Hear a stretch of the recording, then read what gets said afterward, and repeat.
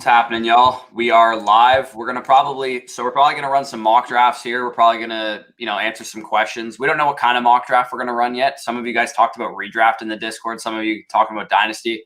We'll figure it out when you guys get in here. We'll see what everyone's feeling. But we're gonna run some mock drafts and just chill this Sunday, answer some questions, talk some ball. Definitely. So yeah. Just you guys are already accustomed to it, but on Sundays we're going live, helping you guys with your questions, helping you guys do mock drafts, and yeah, it's a fun day. Noon every Sunday. Yeah, we've only missed like the last 3 Sundays, but we do it every Sunday. yeah, I'm gonna tag you in something too. Tag me in what? It's something that you literally we were literally just talking about. Here. One sec. I can't find any emojis in freaking Twitter on my laptop or on my computer.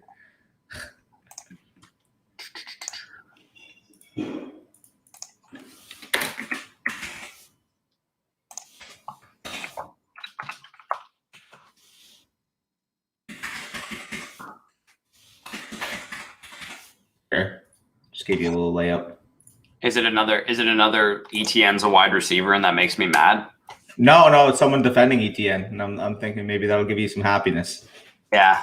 Oh, dude. Speaking of, the Ruggs hatred, man, it pisses me off. Bro, why are people so against Teddy Ruggs? I don't know why, dude. Everyone hates the guy. It's like they fucking killed their firstborn child or something. I don't understand why everyone hates him. For real. Oh, we got Leonardo in here saying, "Hey boys, good morning." Good morning, Leonardo. We're actually up and getting this, streamed at a decent time. So there you go. ETN is still my RB1. Oh yeah, right. This Ron Stewart guy. Yeah. He has a YouTube channel. I've actually checked out some of his things. Yeah, I think I told you about it. It's quality. Yeah. Yeah, it's not bad. I think I was talking to you about it. Yeah. I'm like, yo. As soon as I saw he was high on ETN. I'm like, yeah, I gotta swing you his way. So you guys can. Okay. You guys can talk. Yeah. There's spicy hot's in here. Oh, we clicked at the same time. There you can go. Hola. What's up? What's up, dude? Yeah, if you guys want to do a mock draft, just let us know what kind of mock draft you guys want to do. I'm gonna tag the Discord and tell them that we're live. Yeah, I already told them. Evan says, my boys, hope all is well with both of you and your families. Appreciate that, Evan. Yeah, everyone's doing well. That. Went and saw my nephew yesterday. There you go. No, we honestly, Spicy Hot, we actually don't know if anyone wants to do redraft, if they want to do SuperFlex. That's why we're just not filling it yet, because we didn't want to just assume that everyone wanted to do certain things. So, all right, Landon said let's do a 1 quarterback one. So do you want to do a 1 quarterback redraft mock then? Yeah, we could do a redraft mock. We haven't done a redraft mock yet. All right, here, let me do the QB redraft mock. And so yeah, you said 1 quarterback. Would you guys want to do a half, full, or standard? Hopefully it's one of the first 2. Yeah. So in terms of redraft content, I know some of you guys have been, asking us hey, when are you going to get into redraft rankings and things of that nature? We're probably going to be closing out dynasty content this week, because we got the last 2 ranking shows that we got to do. And then I'm going to get into some sneaky winners and losers of the draft, not like James Robinson, because that's obvious, but some more, deeper cuts than that. So we'll close out some dynasty stuff this week, and then we'll get into more season-long focused and just general fantasy stuff going forward. Definitely, and you guys are going to see some big news coming around later this month, early June. So stay tuned, because we got a lot. I'm trying to announce that soon. To be honest, yeah. We just got to talk to our back end guy about some stuff, and then we'll be ready to announce that hopefully this week. I got to talk to him today, I think. Mm-hmm. Ron Stewart just followed me. I'll hit him with a follow back. There you go. So Evan says redraft. Yep. Okay, sounds good. And Spicy Hot wants it to be full. So there it is. We got a nice little 1 quarterback redraft full PPR league. And you want to send me the link for it, or throw it in the Discord and I'll join it? I'm actually gonna send it in this chat first, because they're watching the stream live, right? And then it gives a little more incentive of getting in early, right? Anyways, I'm gonna send it to you first before anything. Let me know when you're in. sending in the private chat. All right, I'm in. All right, bet. I'm gonna be randomizing the order, by the way, too. Okay. Here, and that is the link for the mock draft, y'all. And it's sent literally on all of our things. And my old handle is still there. I don't know why it does that, man. Oh, Jared got it in the nick of time. Got his spot in the mock. You love to see it. Got Elkins in here right now. I'm sure Spicy Hot's on his way too. Boys are rolling. Flet's in. Look at that. Spicy Hot. We got 1, 2, 3, 4, 5, 6 spots left. 5 spots. You know, our last live stream just ended up getting like 2,000 or like 1,500. I saw that. I didn't even notice that. Like I just looked when I was putting this one up, and I was like, oh wow, I didn't realize like I don't know, like 1,200 more people watched our live stream since like it actually like occurred, because it was only like, you know, around 300 when we were actually live. For real. Here, put the link in the Discord too for the remaining 4 spots. Oh yeah, sure.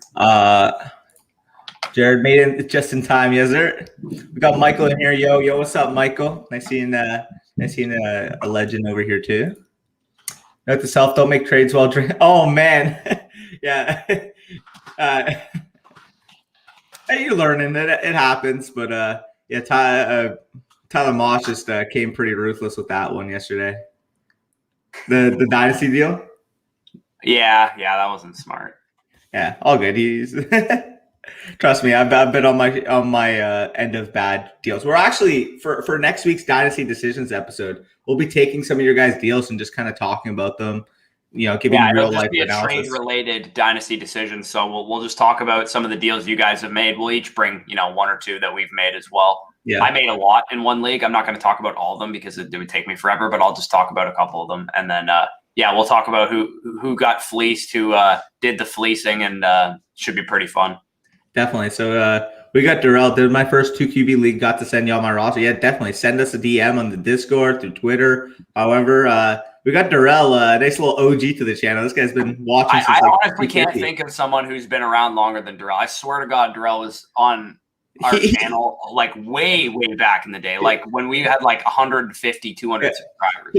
I remember he commented on like my first ADP battles, like or one of my first ADP battles. I had like Cam Akers versus Raheem Mostert, and he's like, "Oh, I don't know, like Cam Akers, like he was hyping him up," and I'm like, "Yeah, like definitely, it makes sense." And that was at like 200 subs, so that's wild. My brother just sent me the worst trade of all time. Yeah, like link it in the Discord. That'd be a nice little thing to look at.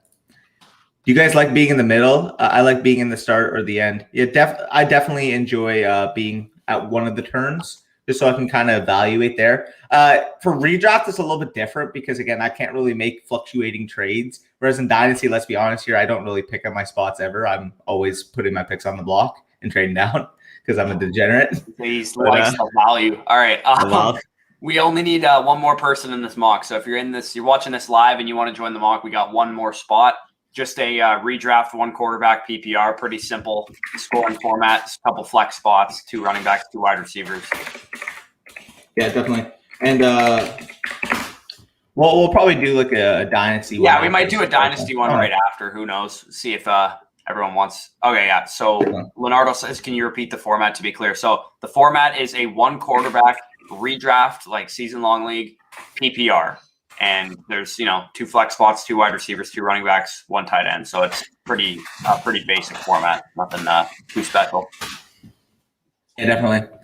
So we just literally need 1 spot, and then we can get this going. So it's in the Discord, right, Corey? Yeah, I threw it in there. All right, here, let me share my screen too, so you guys actually know what's up. I just realized it wasn't shared. There, you should be able to see that. Let me take the brand things. Yeah, you got.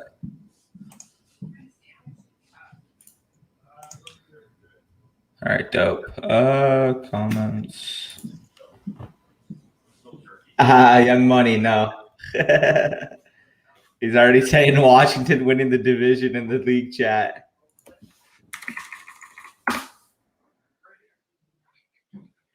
Oh, Young Money's a Washington fan, huh? Might have to. It's Cowbums. All right. I'm gonna be randomized. We're gonna be randomized in this order, and then we can get going. Michael, do you want to DM us that trade for the Dynasty decisions next week so that we remember to talk about it then? Yeah, definitely. So I got the 8 pick, and you got the turn. Oh, I got the turn pick, huh? Interesting. So in a redraft league, I can't remember who asked this earlier. Leonardo said, "Do you guys like being in the middle? I like being in the start or the end." In redraft, I actually do really like being at the end of the first round. Yeah, definitely. Because I'm always like, and not to sound like Tyler here, but I'm always looking to grab 2 running backs to start my draft. And generally speaking, that's usually where value lines up with some of these running backs at the back half of the first round. Because usually when you take, a Christian McCaffrey or something at the beginning of the draft, you're kind of shit out of luck by the time your next pick comes around, and you got to pretty much go wide receiver, so you're not like reaching for need. Yeah, no, definitely. It comes to a point where, when you're picking in that 1-2 spot, don't get me wrong, like I still like picking there because the value that you get with McCaffrey, Barkley, those type of guys. Danny, can you take out the SuperFlex spot? Oh, yeah. Fuck. My bad. Fuck.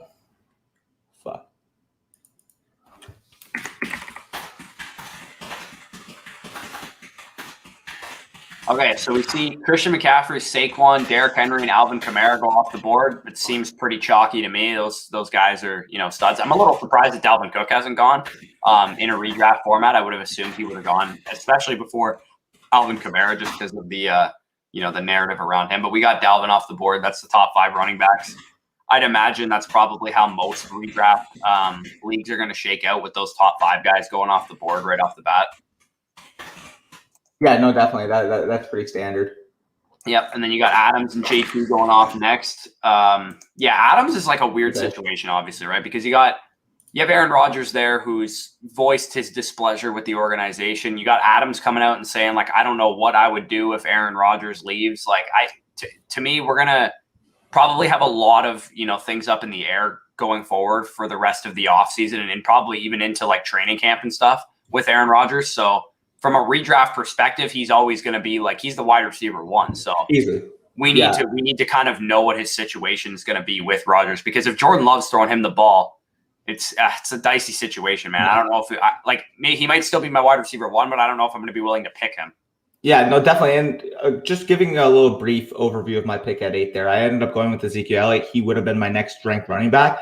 If we're talking strict value, Tyreek Hill also makes sense there. The reason why, as you see the next 2 picks are running backs, I went with Zeke, is because I look at it as the receiver that could be available at 205 is probably going to be better than the running back that would be available at 205 had I gone Tyreek Hill there. So I ended up going with Zeke. I think he's going to have a bounce back situation. That offense could be humming and hoeing. So I'm excited.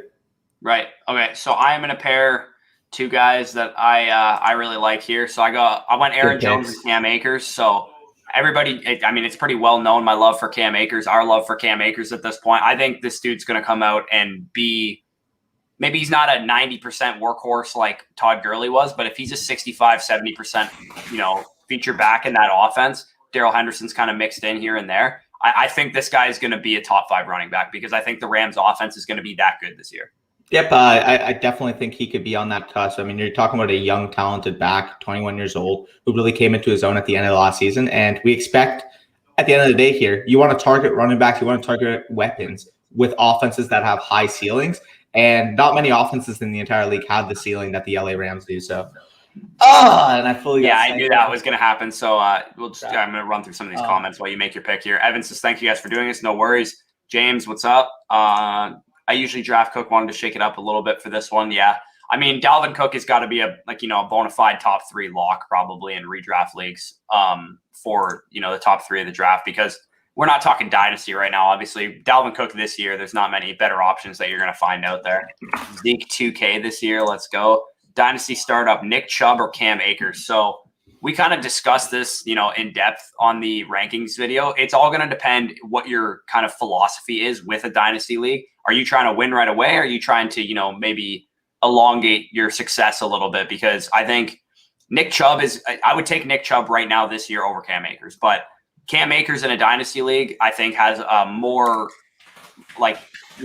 longevity in terms of that, because Nick Chubb is a free agent after this year. He's probably going to get re-signed by the Browns, but you never know with these kind of things, especially with running backs. But Nick Chubb, you're probably looking at a situation where you got 3 more solid, great fantasy years left. And at the running back position, that's usually all you can ask for. So he's not a guy I'm avoiding by any means. Cam Akers just a little bit, more safe to project forward because of his, Cam Akers like 22 years old. Definitely. And so talking about my pick there, I ended up going with A.J. Brown after Antonio Gibson was completely sniped for me. And to be honest, I completely forgot about Travis Kelce, so that's on me because 208 value on Kelce is pretty insane, especially in a full PPR scoring format. But talking about A.J. Brown, I think he's a top 3 locked receiver at this current point of the offseason. This guy's going to get 150 targets at the current efficiency that he provides with those targets. That's for Flett to get J.K. Dobbins at the 302 is insane. And if that's the type of value we're going to get on J.K. Dobbins, which I have a feeling it is, maybe I do want a early pick in drafts, because if I can pair my first 2 picks in a redraft is Christian McCaffrey and J.K. Dobbins, that's insane to me. Like that would be absurd. Yeah, no, definitely. So I'm just going to finish talking about. I consider Dobbins at the 2-1. That's fair. Oh, Swift got sniped too. I think he's going to be really well. The 8 pick is kind of weird because it's like you're getting good players, but like you're not getting guys that like round out your tier. Yeah, I feel like this year, in terms of where to draft and stuff like that, I feel like this area where you're picking right now might be the worst spot to draft from.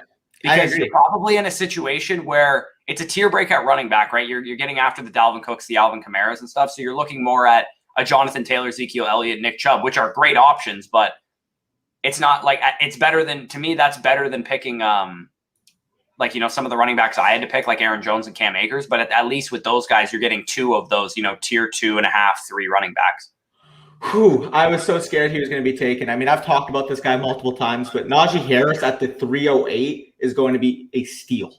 The amount of sheer volume he's going to see this year as a Pittsburgh Steeler is just going to be absurd. We're mentioning in Le'Veon Bell's prime, even with James Conner. I mentioned it in the running back rankings video for the rookies. 286 opportunities in 13 games for Conner in 2018.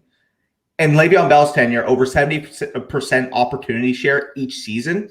And they've already talked about this guy getting significant production in the receiving game, really being a true workhorse type back. And if that's the case, at 308 to be my RB2 next to another workhorse in Ezekiel Elliott and a stud bona fide wide receiver 1 in A.J. Brown, I will take Harris there every single time. Right. Yeah, I don't disagree at all. Connor says, Superflex startup, would you rather Kyler or Lamar? Again, we made our thoughts pretty clear on this one in our quarterback rankings video. We talked about Lamar Jackson's ability with his legs, and to be honest, his comparable passing metrics to Kyler Murray. A lot of people, general conventional wisdom would probably just assume that Kyler's a much better passer than Lamar, when it's a lot closer than probably a lot of people think. So I will take Lamar Jackson because of that. You're guaranteed that 1,000 rushing yard type of season. And honestly, we've never even seen Lamar Jackson have like a lot of rushing touchdowns in a season either. So there's a chance that he has like an outlier season where he has like 14 rushing touchdowns or something that would just absolutely propel him into, monster freaking advantage at the QB position. So I actually am going to take David Montgomery here. I think that's phenomenal value on him. Maybe a lot of people expected me to pick Travis Etienne, but in a redraft league, I'm not willing to take Etienne higher than a guy like David Montgomery, who I know is the full-time feature back for his offense. Even with, what's his name coming back, Tariq Cohen, he's still not going to be denied his carries and his goal line work and all that stuff. And I'm going to take Mike Evans because I think he's going to have probably 12 or 14 touchdowns this year. Yeah, no, I definitely think that's fair. So looking back here now, I'm not going to say exactly who I'm targeting, but I think you have an idea of who I'm looking at. Amari Cooper, probably.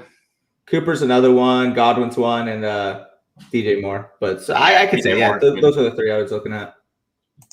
Yeah, see, Myles Gaskin's an interesting one, right? Because that's probably appropriate value if we assume Myles Gaskin is going to be what he was last year, right? Where he was like, honestly, he was like a low-end RB1, high-end RB2 last year when he was on the field and he was getting the volume. So if that's what he is, then that could be a great value. The only problem is, like, I expect Miami to add another running back at some point. The question is, how big of an addition is it? And is Myles Gaskin still that guy that they trust, or is the Dolphins brass just kind of giving Myles Gaskin the work because they had nobody else and they just don't care who their running back is? Because I have a feeling they kind of just subscribe to the idea of like running backs don't matter. We'll just give Gaskin all the work kind of thing. Yeah, no, it's definitely fair. And in general, when you're talking about the Miami Dolphins situation, you mentioned that snap share last year, that opportunity share last year. If Gaskin is able to get that again, getting him at the 403 would be an absolute steal because we saw a top 20, top 15 type production when he was on the field last year. Thing is, though, is he doesn't have the draft capital associated to him. I know it's so cliche to say that, but if Jared Dokes, for example, a guy with similar draft capital, I know he was a 7th-round pick, but that's how late Myles Gaskin was taken. If he comes in training camp and shows to the team, to the coaches that he can handle that type of not bell cow type role, but he can handle in between the tackles type runs. He's got the frame, he's got the size, he's got the explosiveness to be able to actually garner a role. I can see them just swaying off of Gaskin for that type of prototypical build. It sucks. Or because, if nothing else, they might even committee approach it, right? Because they signed Jordan Howard last year, probably with the intention of playing him as an early down banger. But, Jordan Howard's probably a little bit past his prime right now, and they, ended up cutting him or whatever. Oh, no Dak Prescott for Danny. Mosh. That's not nice. That's not nice at all, bro. I would have the Zeke, Cooper, and Dak stack. Yeah, I mean, nothing like tying all your fortunes to the Cowboys like you do in every other league. I mean, if I'm going to get Dak at the 508 anytime, I'll take it because that's just extreme value. Mike asks, hey, gents, Zeke Elliott or Najee Harris for Dynasty? I'm going to take Zeke Elliott there. I think as much as I love Najee Harris, I love his ceiling going forward. His situation in the short term is, up in, it's a question mark, right? He's got a questionable offensive line right now. We don't know what Big Ben's future is going to be. We don't know what the future of that position is going to be at the quarterback position for the Pittsburgh Steelers. So I would say if you want to go for the full status rebuild in a startup, you're probably looking, that's probably your 2nd round pick. So you probably need to make that decision early. If you want to go for the youth, go for the rebuilding mindset, then I don't mind going Harris over him. But I think I would just take Zeke Elliott in that position because, at least for the next 2 to 3 years, you're going to get bona fide RB1 production most of the time from Zeke Elliott, as long as his whole offense doesn't get injured again. I view this as completely team dependent, as we mentioned in the running back rankings video. If you have a younger type team, you can again, if this is a startup, you're not going to know that yet, right? Because you're only going to be that's fair. You're only going to be in the 2nd round probably making this decision. To be fair, though, for example, in our listener league alone, when I traded down from the 104, I already knew I was going to accumulate value. I was going to keep right, which is why I said it's more of a mindset thing. Go into it 100%. Knowing if you're going to, compete, and maybe your 1st round pick is what kind of steers you on that path, right? Because if you take Christian McCaffrey in the 1st round, you probably want to compete right away. Yeah, definitely. So with that being said, we got Spicy out on the clock here, and let's see if he ends up sniping me. There's a couple guys I'm looking at. And T. Higgins in a redraft is pretty interesting because we don't really know what Jamar Chase is gonna, how he's gonna acclimate to the NFL, if he's gonna get out to a quick start. And I think T. Higgins is a guy much like a couple guys last year that we talked about, Michael Gallup, for example. He's the type of dude that could come into the season really hot while Jamar Chase, gets his legs under him, and then you could flip him mid-season if he's playing really well. Yeah, fair. I just got Mike Davis at the 508. Listen, they have absolutely nothing on that depth chart. So if I'm even getting 15 plus opportunities per game from Mike Davis, getting him at the 508 here to be my running back 3 is going to be a steal. So I was going to take him. That was the other guy I was considering. I just got sniped galore. I was going to take Dak, then I was going to take T. Higgins. So I settled on Mike Davis. I probably could have gotten him around later because he was kind of buried. But okay, so Kyle Pitts, to me, that's way too early. In my opinion, in a redraft league, Kyle Pitts should not be this high off the board. I have a feeling this is probably going to be the norm, though, where he goes off the board. He's probably going to go off the board after guys like Andrews and T.J. Hawkinson. I'm just not, I'm not there yet with him. I'm going to go. I'm going to take Cortland Sutton here. I'm caught between 2 guys here. I really like Chase Claypool's outlook this year, and I really like Brandon Ayuk as well. I'm going to go with Chase Claypool. I have a lot of, big ceiling type receivers on my team. My running backs on this roster should be able to, put up a baseline of points, carry the load for me with Aaron Jones, Cam Akers, and David Montgomery. Those guys are all, locked into their volume that they're going to get. Whereas Mike Evans, Cortland Sutton, Chase Claypool might be a little bit more of a boomer bust type of wide receiver core. But I think with my running back stability, I'll be able to kind of offset some down weeks from Evans or from Sutton or from Claypool. Yeah, no, I definitely agree with that. We kind of have similarly built rosters at this point. which is kind of nice Yeah, considering. ETN I considered at the 6-2. Yeah, this is about the range I would consider ETN in a redraft league, just because with ETN, you got to figure that at least at the beginning, James Robinson's going to be involved to some extent. I don't think you're going to, unless we see this in preseason where like ETN's just completely taken over that job. I expect ETN to get out to a bit of a slower start, similar to what we saw from a guy like Cam Akers last year, from J.K. Dobbins last year, and from DeAndre Swift last year. I don't think we're talking about Travis Etienne as a week 1 starter right away. I just got completely sniped. Oh my God. I was about to take Brandon Ayuk. All right, keep composure. I'll take the tier break at quarterback here. I just look at Justin Herbert and think he's going to be an absolute stud. You're talking about what Josh Allen was last year. Justin Herbert's going to be that this year. Brandon Ayuk is going to be my pick for the record. So, right. So, Michael, do you think Drew Lock will come back? Do you mean after this season or for this year? Because I think this is probably the last year Drew Lock is even remotely relevant for fantasy purposes, because I expect them fully to address the QB position, if not midway through this season, at least next offseason. I don't think there's any chance that Drew Lock is the quarterback in Denver 2022 and beyond. Yeah, I fully agree. So that being said here, we're going through the board. We see Aaron Rodgers go off. So what are your thoughts on Aaron Rodgers at this current point? I mean, if Aaron Rodgers is going to play for the Packers, then that's a great pick, because I think, the 6th round, this is usually the 2nd and 3rd tier of where quarterbacks start to go off. I personally don't pick quarterbacks in redraft leagues this early, especially in, we're in a 1 quarterback format. Yeah. But I mean, if you're looking for an advantage at the QB position, we've always talked about, in a 10-team league, it's always better to have, better onesie positions to get that advantage over your competition. Aaron Rodgers at the 6-7, I don't hate it whatsoever. Yeah. And that's kind of where I was at. I looked at the board and I said, okay, Ayuk got sniped, ETN got sniped, Claypool got sniped. So I looked at Herbert as like that last elite type quarterback, aside from Aaron Rodgers, given the ambiguity of the situation here, that I would feel comfortable with in that top tier, putting up elite numbers. If Justin Herbert can have a repeat of what he did last year, and to be honest, I think that's his baseline, because they've added to that offensive line this offseason. He's got another year under that system. I think we could be looking at, again, you mentioned 35, 40 total touchdowns, 4,500 passing yards. Like, that offense is going to be one of the top 5 to 7 units in the NFL.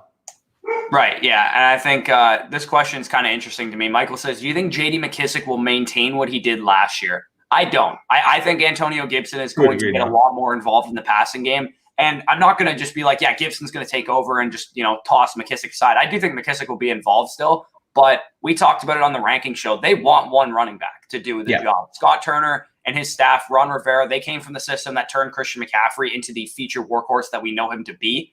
So I think J.D. McKissic is probably a lot less valuable than he was last year. This is a guy last year. How many targets did he have last year? Like over 100, right?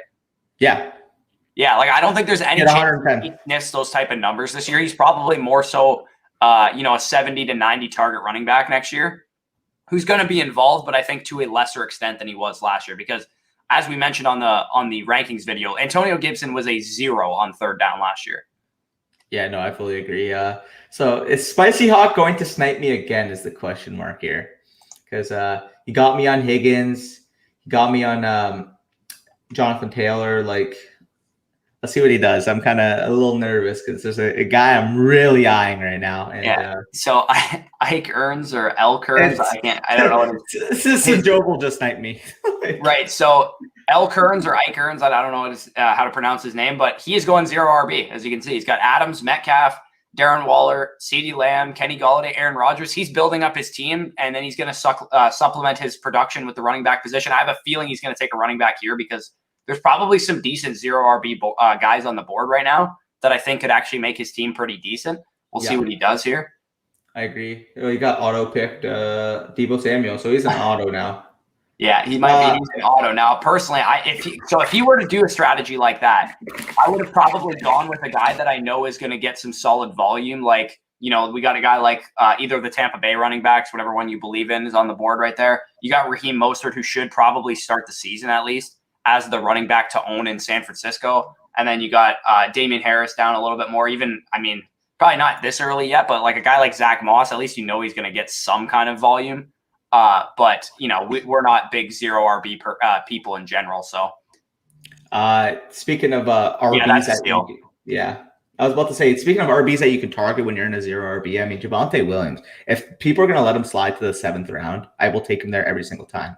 I mean, we saw Phillip Lindsay average 13 opportunities per game in the Denver backfield. And I think this is going to be more so a 1A, 1B situation with him and Melvin Gordon. Melvin Gordon had almost 250 touches last year. I think Javonte Williams is at minimum right now as talented as Melvin Gordon. And to be honest, in my opinion, more talented. So with that being said, with 1-year contract down the stretch, I think Javonte Williams is going to end up giving you a Cam Akers light type of ascension by the mid to end of the season. If I'm getting him here as my RB4 with the horses I got locked in, I'll absolutely take that in a 2-flex league. Right. And I am absolutely stoked to get a guy that I'm going to be taking probably in every redraft league if he's going this late. I think Damian Harris is criminally undervalued at 7-12. To me, that's absurd that he's going that far. Like, taking James Robinson over Damian Harris to me should be an absolute crime, because Damian Harris is virtually locked into 15 carries a game. Like, I know it's not sexy. He's not going to finish as an RB1, but if this guy's an RB2 all season, which he was for a point last year when he was carrying the workload for the Patriots, I think that's exactly what we're looking at. And I think he's just going super undervalued. I'm going to go with Robbie Anderson here with my other pick, just because I don't think Terrace Marshall is going to make a big impact in his rookie season. And I think Sam Darnold, he's got the connection already with Robbie Anderson going back to the Jets days. We could definitely see them kind of rekindle that in Carolina and a much better system with Joe Brady. So Robbie Anderson got out to a phenomenal start last year. He was like a top 5 receiver for the first 8 weeks of the season. And I definitely think he could get back to a low end wide receiver 1, high end wide receiver 2 value. Agreed. You just sniped me. So sorry. I missed Michael's comment. Yeah, man, Dokes and Simi, if you have taxi squads in your league, are a must, because I think year 2022 on, well, I mean, Dokes for 2021 too, to be honest, but 2022 for Simi is going to be the year, because you got those free agents looming in Dallas with Wilson and Gallup. So yeah, I almost. What do you think of Carter there at Michael Carter going at the 8-3? What do you think of that kind of value? I think that's pretty fair, I would say. I'm not sure I would take Carter over some of the. I would take on the board. I would rather have Ronald Jones than Michael Carter personally in a redraft league, but I don't hate it. I think Carter is in a good position to make a big impact in his rookie season. He's definitely a guy I could see really fluctuate in ADP depending on what we see in the preseason, what we hear about in training camp. He is one guy that could absolutely skyrocket his way into the 3rd round if we hear a lot of really good things about him. Yeah, I definitely agree. And just touching upon my pick, I got Devonta Smith at the 805. I've mentioned it multiple times, but out of all the receivers in this draft, maybe aside from Jamar Chase's situation that he got with Cincy, I think he's just going to be that guy that steps in 1,000+ yards year one, similar to what Justin Jefferson was last year. Devonta Smith, you can measure all you want about him. You can measure his speed. You can measure his BMI. You can measure all these things about him. You can't measure his pure ability to play football. And that was the same thing with Justin Jefferson. People wanted to quantify every single thing he did. Oh, maybe he's not the fastest. Oh, they had even though he tested super well.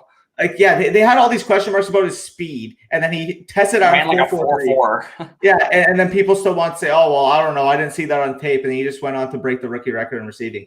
I think Devonta Smith is almost a lock for 1,000+ receiving yards this upcoming season. Because let's be honest here, we talked about the situation of that Eagles depth chart at the receiver position. Travis Fulgham, Greg Ward. There's another name you mentioned.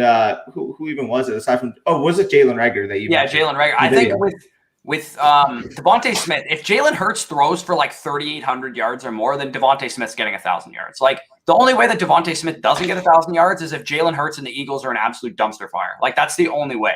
Because I think if they're a functional offense, a top 20 scoring offense in the league, then Devontae Smith is going to eat, because that's all he does is get open and catch the football, which is all you can ask for from a wide receiver. I'm going to run through some of these questions here. Leonardo says, sorry, Danny sniped you twice now. I have the feeling got sniped big time with Ayuk this morning in a SuperFlex slow draft. Yeah, Ayuk's a guy that I just absolutely love from Dynasty purposes. He's so good, man. Let's not forget that with Brandon Ayuk, Kyle Shanahan said he was their #1 ranked receiver in the class, ahead of CeeDee Lamb, Jerry Jeudy, and Henry Ruggs that year. So, I mean, I don't know if I believe him. Maybe he's just hyping up his own guy. But nonetheless, you got to figure they had a big time grade on him. And with Debo being out last year, maybe they, saw something in Ayuk that they know that this guy might be our feature wide receiver in the passing game going forward, and Samuel's going to be more his wide receiver 2 than maybe they thought initially when they brought him in. Yeah, no, I definitely agree with that. So with that being said, I am on the clock here. Oh, I'm pissed that spicy hot pick Stafford. That's who I wanted. Who do I want here, to be honest? It's kind of a running backs are kind of grim. I'm gonna take a receiver. And at this point, because of the question mark with Deshaun Watson, I'll take Michael Gallup. I do think he's going to have a bounce back season. You're talking about a guy who 2 years ago had 1,100 Oh yards. man, This past season had 890 yards with Andy Dalton playing nearly 80% of the snaps this year. I'll fully take that value dip on Michael Gallup. This is a guy who last year was going around the 5th, 6th round. I'm sick. You're sick, eh? My boy Tommy got sniped there. That hurts a little bit. I really like the value of Corey Davis here, so I'm gonna grab him. That's a good pick. He's a guy that I really think could surprise a lot of people. I know I've made the case before, like the corners that he's got to go against in that division are just absolutely brutal. But if this is indeed a guy that took a big time step in his career, we could be talking about a very, this year's Robbie Anderson, right? Because Robbie Anderson, not a lot of people expected him to come out and perform the way he did, and he just came and balled the hell out, basically. And this is a guy that I think I'm probably going to be higher on as well for redraft purposes, but I'm going to take Matt Ryan just because if Kyle Pitts is the guy that we think he can be and Julio Jones stays, in town with Atlanta, then we're talking about a guy that has 3 bona fide superstar wide receiver or receiving options with a very, pedestrian type of run game with Mike Davis. So I think that definitely could be a pick that pays off big for a lot of people. Matt Ryan in the later rounds. And let's talk about the question here from KM. Mike Evans, and it's not even like a grain of thought. They're the same age, and Mike Evans has been a 1,000-yard receiver since coming into the league. And he has let's not forget too, Mike Evans came into the season last year with a hamstring injury, and you guys are going to hear this from us closer to the time we get to the season. Avoid injuries before the season. But Mike Evans played through a hamstring injury to start the season and still went on to have another 1,000-yard campaign. So, I mean, to me, Evans is one of the safest receivers that you can get. You know exactly what you're getting. He's going to be a little inconsistent week to week, but this is a guy that's going to put up between 1,100 and 1,400 yards. He's going to score probably double-digit touchdowns again because him and Brady have a real connection, and especially in the red zone. Like Mike Evans was just hyper-targeted by Brady last year. Yeah, definitely. And I think I'm going to take Rashad Bateman here. I mean, just at the 10th round, there's a value here. You're talking about guys that could have Justin Jefferson level impact. People want to talk about the throwing volume of the Ravens. When going into last year, the Vikings were actually the team that attempted the fewest passes in the NFL 2 years ago. Right, so and then they upped their throwing volume because they had people to throw to. It makes sense. Yeah, no, 100%. And that could be definitely a situation with Bateman. Now, people want to say, oh, Lamar Jackson's not an adept passer. They just haven't had the weapons to really commit to that passing game. We saw the lowest of lows last year with 375 passing attempts. Expect that number to jump near the 450 type range. And if that's the case, you got Rashad Bateman on the outside, who is one of the most ready-made receiving products to come into the league this year. I'll take that value at on any time. And I saw your boy Henry. Yeah, that's my buddy Riley. He took Henry Ruggs from me there. But I think the narrative around Devontae Smith is not going to be that his quarterback can't throw the ball. Lamar Jackson's a better passer than Jalen Hurts is. Like, why are we pretending that that Devontae Smith isn't going to struggle a little bit with bad quarterback play? So to me, that's the kind of hypocritical thing that sometimes fantasy people kind of conjure up in their brains. It makes sense, like Lamar Jackson, we don't think of him as a great passer, but the reality is he's probably a top 15 passer in the NFL. He's just not as good of a passer as which is what caused him to be the MVP that year. Yeah, 100%. So let's catch up on some questions while we're waiting here. Team 2 got sniped for Jacobs in round 4. Yeah, honestly, Jacobs in round 4 is great value. Honestly, I don't think he's going to be a guy that we want to be taking. And he got him at the 410 too. So basically the 5th round. That's great value for him. If he's a guy that's going in the 3rd round, I'll pass there. But if we're talking about a 4th, 5th round running back like we were talking about David Montgomery last year, then I think that's about the value that Jacobs should probably bring. Yep, I fully agree with that. So let's catch up here. And you said it. I wonder what you said. You sent me this time. I wanted Javonte. I got you back. Yeah. Anybody who takes Swift better get Jamal Williams late. I don't think so, man. I think Swift is going to have that job on pretty much lockdown. They're vacating. I actually just collected this for our redraft guide, just a sneak peek for you guys. But the Detroit Lions are vacating 209 carries and 48 running back targets from their offense this year. Like, they brought in some guys, right? Like, they got Jamal Williams, but is Jamal Williams taking all of that? Like, no. DeAndre Swift last year had a pretty decent workload, and he can still improve upon that. I think we're looking at a guy that's probably a 210 to 230 carry type of running back. So not tremendous volume on the ground, but he's still going to get probably 40, 50, 60 receptions, depending on how Jared Goff and the Detroit Lions use him. Yeah, definitely. And I talked about it on the Dynasty rankings video, but DeAndre Swift, you mentioned it with those vacated carries, AP and Kerryon Johnson gone. You mentioned the receivers leaving, Marvin Jones and Kenny Golladay in particular. There's just so much opportunity for volume in this situation. And the Lions, why wouldn't you feed your featured standout rookie back who proved last year on limited touches that he was a very efficient option? We could see absolutely 200, 250 type touches, opportunities for him. I was hoping he made it back. And I think that's the baseline. And if you're telling me going into the season that DeAndre Swift's going to get 250 opportunities, I would almost lock in that he's a top 10 back. Honestly. Yeah. I mean, it totally makes sense with Swift, man. Like, he has the potential to be the bright spot on a bad team. When you have like the limited receiving options that the Lions have, like, you could be in a situation where you're just the whole offense, basically. I'm going to go with Gronk just because I need a tight end that I can start. And then I'm kind of tempted to pair him with like an upside option. So I'm going to take Cole Kmet with him and hope that between those two guys, I can kind of stream matchups if Kmet comes along. Maybe Justin Fields is lighting up the league at that point, that Kmet can be really his number 2 target in that offense, because outside of Allen Robinson, you have Darnell Mooney, who's fine, I guess, but Kmet could really establish himself in that situation. Yep, 100%. You actually, those three, Irv, Gronkowski in particular, and then Higbee, I just got sniped on too. So at this point, again, like, I could wait at the tight end, but because we're doing the draft, I kind of just want to pick a tight end. So I have the, the roster filled out, I guess. I don't know. In a real redraft league, I just punted at this point. But that being said, do I want to go Ebron? Yeah, I'm just going to rip through some questions while you do that. Outlook on Justin Jefferson. Justin Jefferson, from a dynasty perspective, is probably a top 3 wide receiver. There is a chance. I do admit that there is a chance that Justin Jefferson has a bit of a sophomore slump. I don't know why I'm feeling it. It's just in my gut. I have a feeling that Justin Jefferson's value right now from a dynasty perspective may not get much higher than this. And that's crazy to say because he's still so young, but think about where you got to draft this guy. Think about second round where pick he's being ranked among wide receivers. Like, he can't really go up. He's like wide receiver 2 or 3 in ADP, right? So if you can get a Godfather offer for Justin Jefferson, I don't hate it, but I would still hold on to the guy, obviously. So I just think people are a little bit overrating Justin Jefferson. They're like, man, this guy's like the greatest thing since sliced bread. I'm like, I don't know, man. Like, I would still take Tyreek Hill over him. I would still take AJ Brown, Devontae Adams over the guy. I think we need to chill a little bit on Justin Jefferson. Not a lot, but just a little bit. Tebow! Oh my God. Yeah, he's just memeing with that pick. Yeah, Mooney at that point's great. That's a great pick right there. And Spicy, yes, I did. I just trying to get the little meme out from the season to show you guys because I got sniped at all my other tight ends.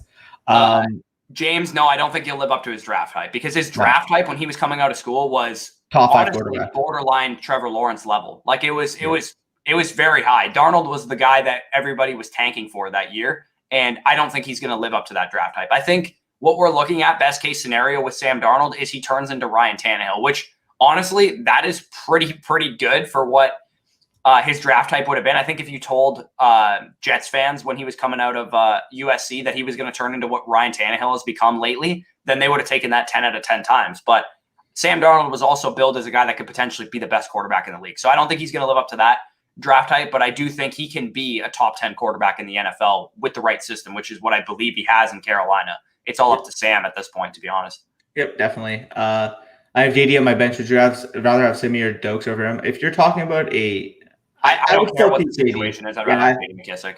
I would still keep JD, but tell me more about your bench.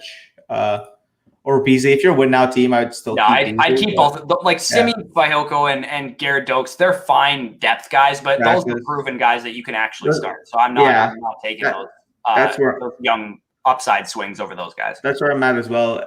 Send your roster. I'll take a look and maybe see some bench spots that I would rather the upside at, but those two are kind of locked in, given their flex appeal in case you ever need depth options. Do you think Breida can win the starting job in Buffalo? No, I don't think he can. I don't think so. Matt Breida is a guy that kind of is a buzzy name just because he had so much, hope behind him back in his days in San Francisco. I think he's a guy that's just going to be a compliment there, right? Like, did he win the starting job in Miami against Myles Gaskin? No, right? Like, he's just a guy he's a complimentary back. He's a guy that's often injured. He's a speed guy. I think he adds some speed to their offense. I think he can help them, but I don't think there's any chance he takes over their starting job. Yeah, no, I'm definitely in agreement there. Do I got it right? No, this. There. So Bars in the Truck says Jefferson's a beast. If you're able to get him as your wide receiver 2, you're fine. But if you manage to pick him in the 3rd round, you're rolling. Yeah. So I don't know if you're talking about a redraft perspective or if you're talking about a dynasty perspective. In redraft, I really like Justin Jefferson because I think he's going at appropriate value. My only issue with him is in dynasty because I think he's going a little bit higher than maybe he's worthy of going. Yeah, no, I'm in agreement there because people aren't even taking into account.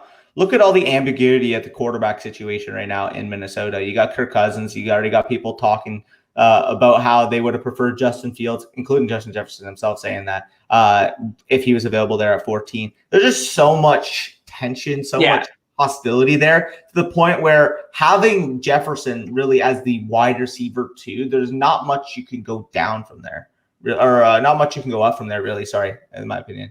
Yeah. So, anyways, I kind of muffed my Getting words. Stafford to trade him. Yeah, so Spicy, if this was an actual league, I would be trying to trade you for Matt Stafford because Matt Stafford, I'm going to tell you this right now, best ball leagues, my own redraft, I'm going to be trying to get Matthew Stafford everywhere. You guys are going to see once we we'll announce it soon. Once we run some best ball mocks with you guys, that Ram stack in terms of affordability is absolute money right now. If you can tell me you can get, like I say, a Cam Akers in the 2nd round, you can get one of those Cup or Woods in the mid rounds with Matthew Stafford, and then spend a late round flyer on Tyler Higbee. I'm doing that almost every single time. That is one of the most affordable high end stacks that you can possibly get in best ball right now. Everybody knows about the Chiefs. Everybody knows about the Cowboys. The Rams is one that nobody talks about that's going to outproduce where they're currently getting selected. So Ravens is one too, for the record. We'll talk about that later on, but I absolutely love those stacks and the value of them currently. Thanks for the insight. No problem. Trevor Lawrence still on the board? Is he? Yeah, I guess he probably would be. The quarterback position with the addition of these 4 rookies, especially the Konami rookies that we've been talking about all of these past couple months, man, the position's just getting deeper and deeper. Trevor Lawrence is a guy that is probably worthy of like a QB2 selection. For if you're in a redraft league, let's say I took Matt Ryan at the 10-1. We didn't do very deep benches at this point, but if Trevor Lawrence or Trey Lance, Justin Fields is on the board in the 14th, 15th round, I would definitely grab one of those guys to pair with Matt Ryan as, an upside swing. I don't believe in a lot of fantasy analysts will tell you only draft one quarterback, do not draft multiple quarterbacks. I don't believe in that at all. I think upside swings can happen at any position. And if Trevor Lawrence turns into this year's Justin Herbert, which is my comp for Trevor Lawrence coming out of school, then that's a great pick, right? You got a every week starter in the 14th or 13th round. Yeah, like in the Scott Fish Bowl last year, for example, I was able to get in a SuperFlex format Justin Herbert in, I believe, the 17th or 18th round. Yeah, which is absurd and that's the thing too, is I think this year's Justin Herbert to me seems more like Zach Wilson just because everybody was hating him. Justin Herbert last year. Like nobody wanted him. And to me, that seems like Zach Wilson. Zach Wilson's going to start all the games for the Jets. So that's a situation where he could be a big time value, especially in a best ball format where you need a 3rd quarterback or something like that. Zach Wilson's the perfect guy to grab as a 3rd quarterback. Yeah, no, I definitely agree. So let's catch up on some more of these comments. I'll look on Najee Harris. I think given the sheer volume he should see year one, at minimum, he's going to be a top 12 back, and I think even top 10 back if he's expecting that 70-plus opportunity share that we should be seeing given the usage in training camp, given the history of the Steelers. I think this is a guy who is going to come and have 250 to 300 touches. Yeah, and his ceiling, like legitimately his ability and the way that he could be used is top 5 because of his receiving ability, the ability that he's going to have on the goal line, given his size and stuff. We know he's probably not going to siphon any of that work away to anybody in that backfield. I mean, this year's outlook, he's going to be probably a top 15 ranked running back for me in redraft leagues, and he's also ranked as that in Dynasty as well. Yep, definitely. So I'm going Ruggs, wouldn't have made it back to you, but hey, I mean, at least I got another Ruggs truther somewhere out there because Bilal says Antonio Gibson will be a top 3 running back this year, man. We said this on the Dynasty ranking show. This guy could legitimately be the next Christian McCaffrey. I'm not making this up. I'm not, this isn't clickbait. I'm probably going to write an article on this. So that'll be clickbait when I do, but best believe this guy has a legitimate top 3 ceiling, right? You can't say that about a lot of running backs in the NFL, but in our draft guide, I'm going to be preparing something that's like basically talking about who actually has that type of ceiling.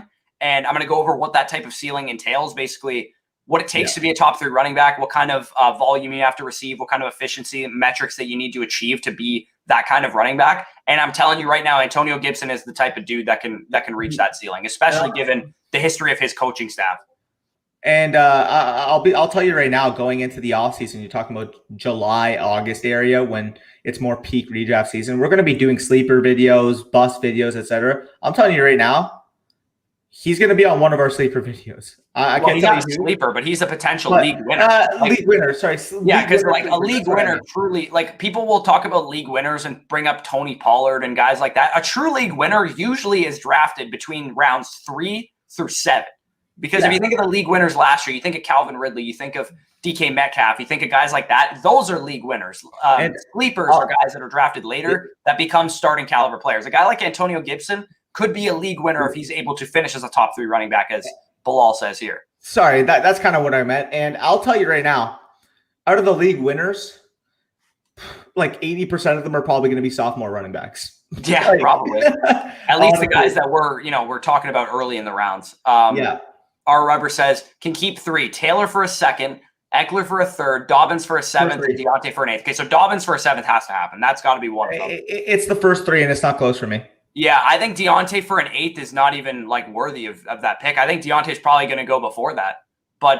He's probably going to go around that range because of the uncertainty with Ben's quarterback situation and stuff. I don't think Deontay, like maybe Deontay goes in like the 6th or the 7th round, but that's not nearly the type of value swing you're getting from Taylor, who's going to be a first-round pick. Eckler is going to be probably a late first, early second. And then Dobbins, who's going to be probably a mid-second, late second type of pick, and you're getting him in the 7th round. So to me, that's pretty easy. It's the first 3. Easily. Still the draft coming. That's Tebow. I like Swift, but I sold him because that offense is going to move down the field. Goff could barely. Yeah, I could definitely see that being a possibility. The range of outcomes for Swift is going to be dependent. The thing he's got a high value of like you could sell him for a lot too, which I understand why you would sell him in that situation. To some people, you could honestly probably get Dobbins plus for him. Even for some people, Gibson plus for him, and I would do that easily. I have Gibson and Dobbins straight up ranked over him, and it's not because I don't like Swift. I do like Swift. I think he has, honestly, might have a better path volume than both of those guys. But the problem with Swift is that you got to imagine it's probably going to be at least a year, 2, maybe even 3 years before that offense is anywhere close to the Ravens' offense or even Washington's offense this year in terms of scoring output. It definitely. Let's go. I did draft Hunter Henry. Yes, Justin Jefferson is overrated at this point. Do people really? I agree. I mean, definitely. He's getting hyped up as the wide receiver 1 in Dynasty right now. And simply put, if you can get wide receiver 1 overall type value for him, sell him. And this reminds me of Godwin last year, right? Because nobody loves Godwin as much as I do. I'm a Bucs fan, but Godwin was overhyped last year. Like he was a guy that was going like really, really high. Yeah, and people were willing to trade, 2 firsts and like an additional like 2nd and like a good piece for him. It's like at that point, like Dynasty sometimes is just all about valuation and the way that value is perceived. And if you're able to flip a guy for Chris Godwin, who just last year was at the Justin Jefferson point, you could flip Justin Jefferson for Chris Godwin, probably plus a 1st-round pick and more. Honest to God, right now, I could see somebody offering you like Ayuk and 2 firsts for a guy in Justin Jefferson. I could see that being. And I think Ayuk actually has the same type of ceiling Jefferson has. Yeah, which was crazy to say. And in general, my philosophy is, running backs, quarterbacks, you probably want to stay on to. But if you can get plus value for receivers, I'm fine with taking that slight downtick and getting a 1st-round pick and getting an extra depth piece. Because quite frankly, the positional advantage that you get at a wide receiver isn't even remotely the case compared to quarterbacks, running backs, and then if it's a tight end premium, tight ends as well. So can Malcolm Brown win the starting job in Miami? I think he's more so just kind of brought there as a 1st and 2nd down type banger who can kind of contribute on the goal line as well. I don't necessarily view him as a real threat to really take that role. But I do think he's going to get involved. I don't think he's going to be completely obsolete like Jordan Howard was this year, which for the record, Jordan Howard had like 7 rushing touchdowns this year or something like that. Like it's pretty ridiculous. Malcolm Brown's kind of just a guy, in my opinion. I don't think he can win that starting job. I think Myles Gaskin's way superior in talent than Malcolm Brown is. A lot of people probably just assume Myles Gaskin's just a guy, but honestly, he was pretty decent. When you look at his advanced metrics, he was a guy that was able to make people miss and stuff. Contact-wise, probably wasn't the greatest running back in the world. But in terms of elusiveness, he was able to make guys miss and create some things in space. He's not like a flashy running back by any means, but how much worse is Myles Gaskin than James Robinson? Like, that's really the way I look at it with him. Definitely. What's your favorite team? Oh, yeah, let's look over the mock real quick and kind of give our insight on the teams. I was looking over this question earlier. I really like a couple teams in this league, and we're not going to talk about our own teams because obviously we like our own teams. But I really like Flet's team. He's got Saquon, Justin Jefferson, J.K. Dobbins to start his draft. That is phenomenal start to his draft. And then DJ Moore, Cooper Kupp, Noah Fant. He's got Joe Burrow later, Michael Pittman, who I really think could have a breakout year this year. You're going to hear me talk about more about him when I talk about the veteran winners and losers. So just stay tuned for that. I really like Leo. Like Leo asked the question, I really like his team as well. Nick Chubb, Antonio Gibson, Allen Robinson, Chris Godwin to start your draft. Plus you got Mark Andrews. You got later guys like you stole Brady from me, which I'm pissed about. He got Laviska Shenault and Brandon Ayuk. I think you got a lot of upside on your team and a lot of stable producers like Chubb and Robinson and Godwin as well. Yeah, and these two teams in the middle as well. I really like Jared and Sajova. You got to start off. They kind of have the same build with running back, tight end, running back. I kind of like how they built that out. Carson at the 408 in a redraft, I think, is a really good value. Same with there's no way Chris Carson. So who did he go behind? To me, I would easily take him over Myles Gaskin. I would easily take him over. See, when you get into Sanders and Montgomery, that's a conversation to me. I would take Carson over Sanders, but I don't know if I would take him over Montgomery. Yeah, no, I agree with that. I mean, heck, you didn't take him over Montgomery, so right. Overall, though, I like how these teams are built, and if you're going to go up with a high risk, high reward type of pick with Tyler Lockett, pairing him with Russell Wilson, I think is a really good value because if they do have their boom weeks, they are literally going to win you the week on their own. So with that being said, I like how these two are really constructed. And overall, I mean, yeah, those are probably two as well, in addition to one you mentioned. The couple you mentioned. And if you guys are curious when we're going to get into like redraft rankings and stuff, we're going to start our redraft rankings at the end of May, early June. So we're going to start coming out like probably like the May 24th week or whatever. We're going to start doing some redraft rankings and stuff because, as I said, we're going to talk about the final pieces of Dynasty this week. And then we're going to move right into redraft content, get into some rankings, get into some early, ADP stuff like sleepers and things of that nature. So yeah, make sure you guys are stay tuned if you're looking for more redraft content, which I know for the most part, I would say our audience is more of a redraft focused audience. We've done I think a pretty good job of building up a bit of a dynasty following this offseason, but I think the heart of most fantasy players and myself included is redraft. We love season long. We love it every year. Yeah, no, definitely. So that being said, who of these years rookie tight ends do you like more? Long, Tremble, McKitty? I would actually rank them in the exact order that you mentioned. Yeah. I just don't think Trey McKitty's that good of a prospect. As much as I think I agree with you, I think his opportunity is probably the best because he just has a guy like Jared Cook ahead of him. Jared Cook's still a pretty decent tight end, and Tommy Tremble and Hunter Long, those guys are just better prospects to me than Trey McKitty ever was. I think he was overdrafted by the Chargers. This is a guy that has very, very little college production, even less than Tommy Tremble, which is saying a lot because Tremble really didn't have a lot of production at all. Yeah, so. I mentioned Tremble in the Deep Sleepers video, but 401 total receiving yards in his career in 2 years. And the fact that McKitty had less than that is pretty... Yeah, and to me, Hunter Long is a tier above both of those guys pretty significantly because I think Hunter Long, especially when you look at his production, the way he was able to produce at Boston College, he was the second most productive tight end in this class, ahead of Pat Freiermuth, ahead of Brevin Jordan. So I think Hunter Long is pretty significantly ahead for this year and going forward for Dynasty. Yep, I agree. Favorite team of the mock? We already went over that. Yeah, we already went over that. I think Leo, Spicy Hot, and Flet are probably, outside of my own team and Danny's own team, are probably the ones I like the most. Fully agree, Matt. Yeah, Gibson's just going to be a brand guy for us. Yeah. I mean, last year we talked about, what was our bold predictions video? We said that Antonio Gibson was going to be a league winner, right? So, and I mean, I don't know if he was necessarily a league winner, like the number one most league winner, but he definitely did contribute to some people making the playoffs at least. And I'll tell you right now, when we do bold predictions next year, a little sneak peek, Gibson's going to be a bold prediction on me to lead the league in rushing touchdowns. He might even be a bold prediction to be the RB1 in fantasy. Yeah, definitely. I'm not a fan of either of those, to be honest, this year. I don't hate Russell Gage. Maybe not. I think for him to be a league winner, you're talking about Julio getting traded. Like he's got to be gone. Like there's no way that Russell Gage to me can be a league winner if Julio Jones is still there, especially with Kyle Pitts coming in. It's just a lot of target competition for Russell Gage. One of those guys needs to, fall flat on their face or get traded away, and that's probably Julio. Jalen Hurts, to me, I can definitely see it. I mean, he's got the rushing ability to be a league winner, but I think that's the only way he can get there is if he is a rushing dynamo, because I don't think he's a good enough passer to be a league winner. I think he needs to be a light version of what Lamar was 2 years ago. Yeah, and I mean, we're talking about a guy who quite significantly has to take a huge bump in the passing game because let's be honest here, even when Lamar was the MVP, was that league winner, had a significant touchdown rate. I think he had like 36 touchdowns on 430 attempts, which is just ridiculous. It was a crazy outlier type of touchdown rate. And I think I'm going to look at it like some of his advanced metrics. Like Lamar was actually a good passer that year too. Like he wasn't just getting lucky because of his like efficiency or whatever. Like he actually was like a phenomenal passer. Like he ranked top 10 in money throws that year. He ranked he ranked number 2 in true passer rating that year, number 8 in clean pocket completion percentage. Like he was actually a good passer that year. Number 6 in accuracy rating, number 5 adjusted yards per attempt. He was a phenomenal passer that year. So I don't think Jalen Hurts has that kind of ceiling personally.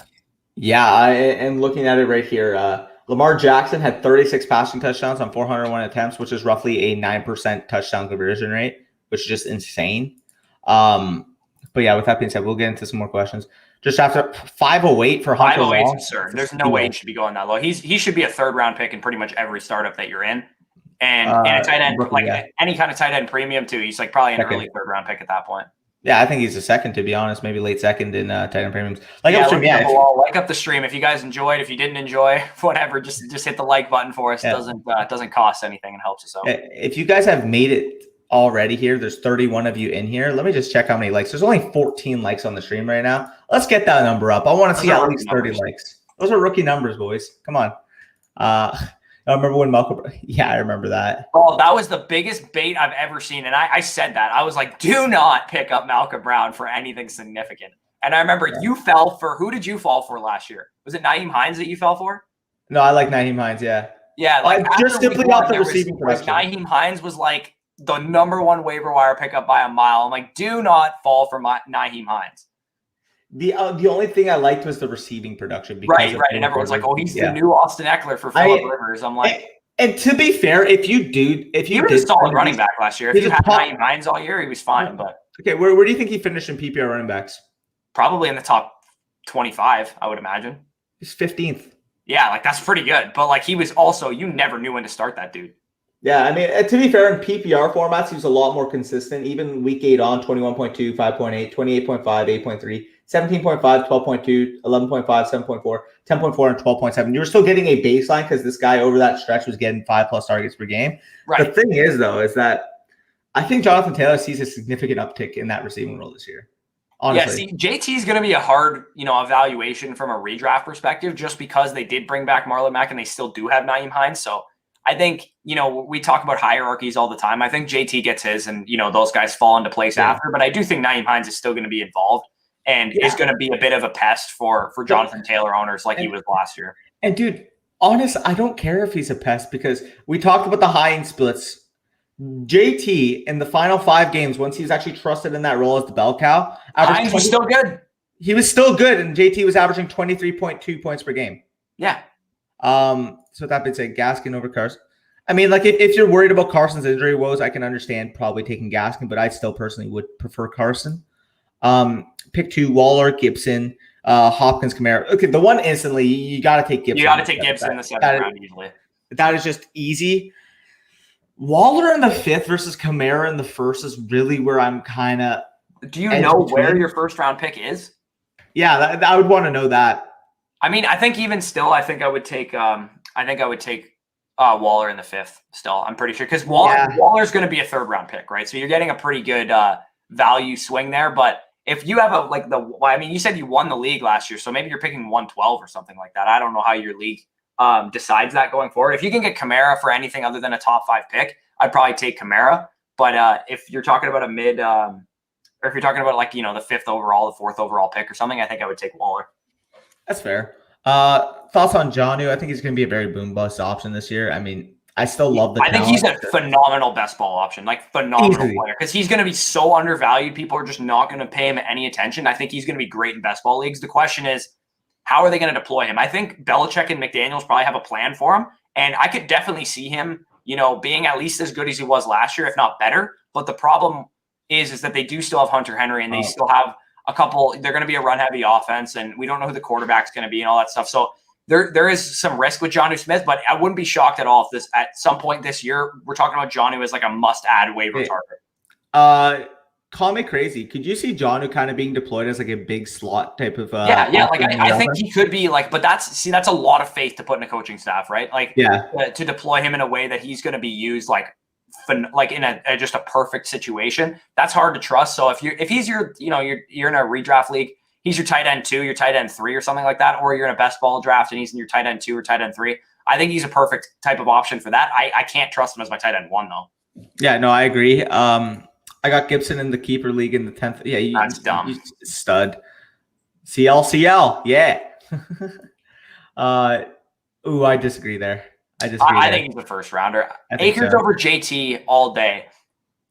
I love Akers. I can't pick him over JT, but honestly, I could listen to an argument of Akers over JT. Yeah, I could listen to an argument, but yeah, Jonathan Taylor for me is a mid first. Like he's I think people are they're overestimating how important Marlon Mack and Nyheim Hines are. Like we said, Nyheim Hines was good last year when JT was also good. So they didn't add anybody to the receiving core. They just brought back T.Y. Hilton. If they still want to use Nyheim Hines in the way that he was being used all along, then they can still do that. And JT is still going to get the 20 carries a game. Like does Kareem Hunt sway you from drafting Nick Chubb? No, not really, right? Like so, that's the way that I look at JT. And Nyheim Hines isn't as good as Kareem Hunt, so.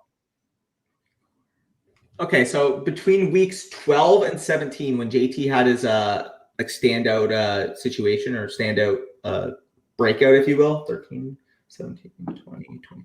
He had Nyheim Hines had 31 targets in those 6 games. So I'm not worried about JT's lack of receiving production because, quite frankly, he still had receiving production even with Nyheim Hines chipping in at that substantial type rate. And JT over that stretch was literally a league winner. Like if you had JT on your roster and you were able to put him at that point probably as your RB2, RB3, he was winning you championships because that's how talented, that's how good he was in that stretch. Right. As my last pick, round 26, who of these rookies should I pick? I'd take Khalil Herbert there probably. Yeah, that's probably where I'd lean to. It'd come down to Darden or Herbert. I'd probably take Herbert. Like is a guy like Jared Dokes on the board or something like that? Because I'd rather go with even him over the guys that you have listed there. But Khalil Herbert's probably the guy I would go with. Jalen Darden, trust me, like coming from a Bucs fan, this dude isn't sniffing the field on offense. Like he is a special teams player. That is what he's going to be. If he gets any run on offense, he's going to be about as valuable as Jaden Mickens was last year. And I don't think anybody owned Jaden Mickens. So don't worry about Jalen Darden because they have Scotty Miller, they have Tyler Johnson, who are both in line for targets if anything were to happen to Godwin or Antonio or Mike Evans. Agreed. Johnny would be the red zone guy. Yeah, I absolutely see that. I think him and Henry. Johnny had like 9 touchdowns last year, 8 touchdowns. Like he's a guy that, like I said, if you're in a best ball league, he's a perfect pick because he's going to score touchdowns. Like that's what he's going to do. He's going to be a guy that you never know when to start. I think him and Henry combined could have like 15 touchdowns for this team. Right. And they didn't pass the ball in the red zone at all last year, really. Yeah. So if that upticks that even a little bit, then that'll help those guys for sure. Yeah, we're gonna have to have those bets again this season, Tyler. When I had Trey Burton as a touchdown scorer and he had rushed for one. Yeah, right. What about Marlon Mack for JT? Marlon Mack is JT's backup, and that's all. Yeah. He's coming up with a torn Achilles. Like Marlon Mack would have to accomplish a feat that no other running back has ever accomplished. And when I say no other running back, I mean running backs that have proven way more in the NFL than he has. We saw what a torn Achilles did to a guy like Deontay Foreman, who people were high on when he came out of Texas, right? Texas, yeah. He was like a Heisman finalist, and he came out and like Achilles. Torn Achilles for running backs is like a death sentence. And I don't think Marlon Mack is – honestly, I think Jordan Wilkins might be playing ahead of Marlon Mack in the depth chart because I think Jordan Wilkins is a solid backup running back. Yep, I definitely agree there. Freiermuth in the third. Given your tight end core, I actually wouldn't mind taking Freiermuth. I'd take Pat there too. I don't believe in Amari Rodgers. A lot of people are super high on the dude. I don't believe in him. I don't think he's very good. Agreed. I think Rodgers is going to play this year. He could be petty and he could just sit out if the Green Bay Packers don't trade him, but I just don't buy any type of situation where Aaron Rodgers is not on the football team, on the football field, no matter what uniform in 2021. Yeah, you can't imagine a situation where he's not on the Washington football team, eh? I hope not, but imagine that would suck for you as a Cowboy fan. I'd cringe. But are we avoiding all 49er running backs? Never know who's the guy any given week. I'm just gonna take the cheapest one, to be honest. Like if I can get I'll take Mostert in redraft league specifically. I'll take Mostert in like the 7th, 8th round if I can get him there. But that's about it. I'll take Trey Sermon in like the 11th, 12th round if I can get him there, but I think he's going to go higher than that. So I'm probably just going to be out on the backfield altogether. In the Dynasty League, though, I'd take Elijah Mitchell in the 20th plus round over any of them. Right, and I took Trey Sermon in what round was it, like 11th, 12th round? I think you got him in the 9th. Was it the 9th? I don't think it was that early. Late 9th, yeah. Okay, so maybe I'm a little higher on Trey Sermon than I'm leading on. But I don't know. We'll see how it goes with Kyle Shanahan, man. You never know with him. Those guys are going to be valuable. The question is, when are they valuable, and do you know when they're valuable? Yeah, agreed. Will Disley the stud, though, right? Oh, God. Right. From Madden. Yeah. Okay, think of it like this, though, Young Money. Even if he's a Washington fan, right? Yeah, even if Washington gets Aaron Rodgers, we only play each other 2 times a year anyways. So yeah, but you guys you're never going to win the division if they have Aaron Rodgers. Yeah, maybe. That would be is Washington a top 3 team in the NFC if they get Aaron Rodgers? Probably, right? Yeah, no, definitely. I think it might be a top 3. Like they could be a fringe top 3 team in the NFL if they got Aaron Rodgers. I'd be very sad for Ryan Fitzpatrick if they traded for Rodgers before this season. The thing is, though, what the heck would the Packers want from Washington to deal Aaron Rodgers? Like they're not going to have high draft capital. They're not going to have high draft capital. Like maybe you take some young talent on the defense. Like I don't know. Yeah, it's just got into a Will Disley Madden talk. Yeah, Will Disley. Will Disley might have had the best start to a career a tight end has ever had in NFL history, Loki. Yeah, facts. Yeah, you got to do one more mock or what's up?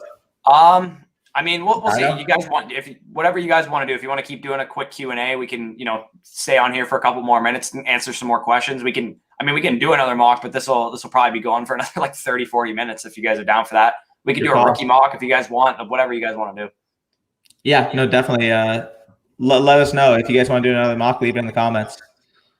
Yeah, definitely. I mean, you guys have the nest to be able to support a guy in Aaron Rodgers. So, Aaron Rodgers doesn't even need a nest, but you know what I mean by that. Like you guys have a ready-made roster. You just need that plug-in. Right. I mean, their offense is better than Green Bay's, to be honest. Yeah. Like their infrastructure, I would say. Like their offensive line might be a little bit worse than Green Bay's, but I think the collective group of weapons is better than the collective group of weapons that Green Bay has. Obviously, Adams is better than anybody that Washington has, and probably Aaron Jones is better than any of their running backs. But as a collective unit, I think they have a fully, stocked offensive core. Definitely. Fitzpatrick can never have a team. Should have kept him. 33 peeps still. Yeah, 36 now. If you guys are all in here, again, I'm going to say it again. Leave that like button or light up that like button. You guys know what I mean. Smash that like button. That's the smash that like button. Go. Come on. Smash that like button. Whatever. I mumble on my words sometimes.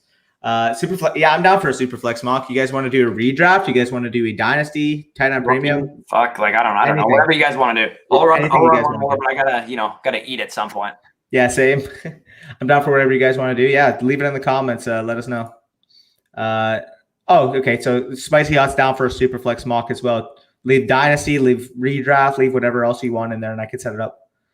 I don't think Aaron Jones is more talented than Gibson. Just more at this point in his career, I would say Aaron Jones is more talented personally. But could Gibson become eventually more talented than Aaron Jones? Sure. But I think as of right now, I'll just lean that Aaron Jones is the more talented player because I think he's more well-rounded at least. We know he's great in protection, which we know we don't know that about Gibson. He was bad in protection last year. And we know Aaron Jones is a well-rounded receiver, and we've seen him produce in the NFL. We know Gibson can catch the ball. He did it at Memphis a lot, but we haven't seen him do it yet.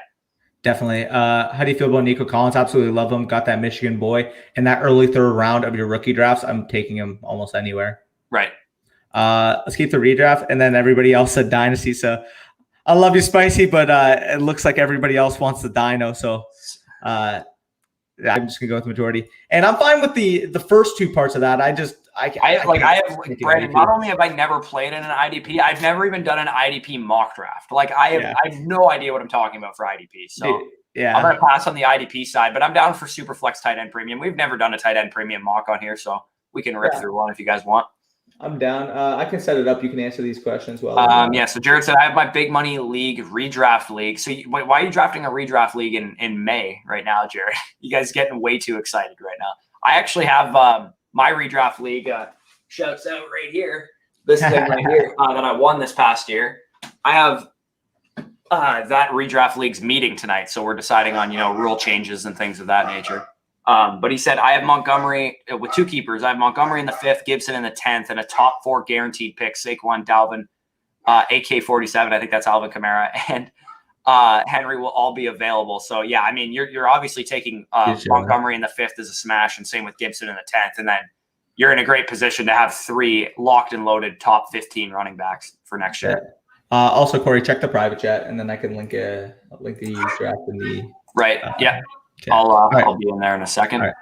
Dynasty. All right, bet Kurt wants Dynasty too, so we'll run it here. I'm going to link it in the chat. You guys first come, first serve.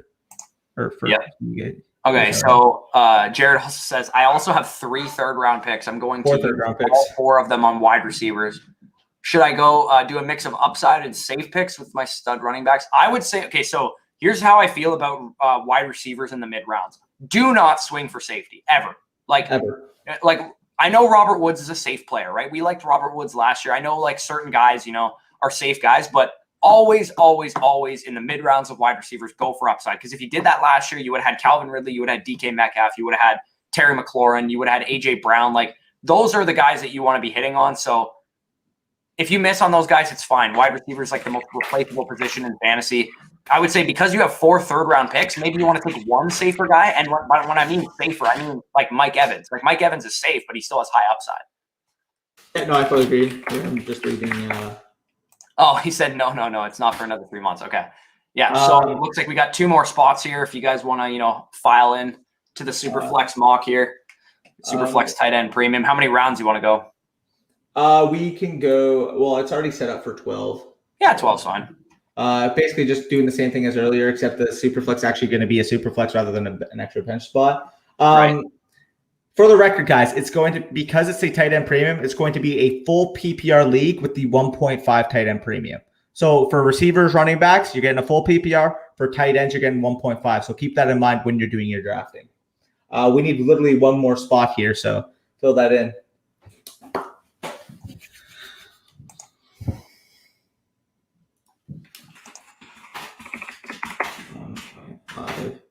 Yeah, man, I'm starting to get excited. I don't know about you guys, but I'm starting to get excited for football season because we actually, have like a real off season this year. Like there's rookie mini camps now. We're going to have, OTAs at some point, and then we're going to have full status training camp in a 3-game preseason. So I'm getting really excited because last year, we were kind of just sitting on our hands until week 1.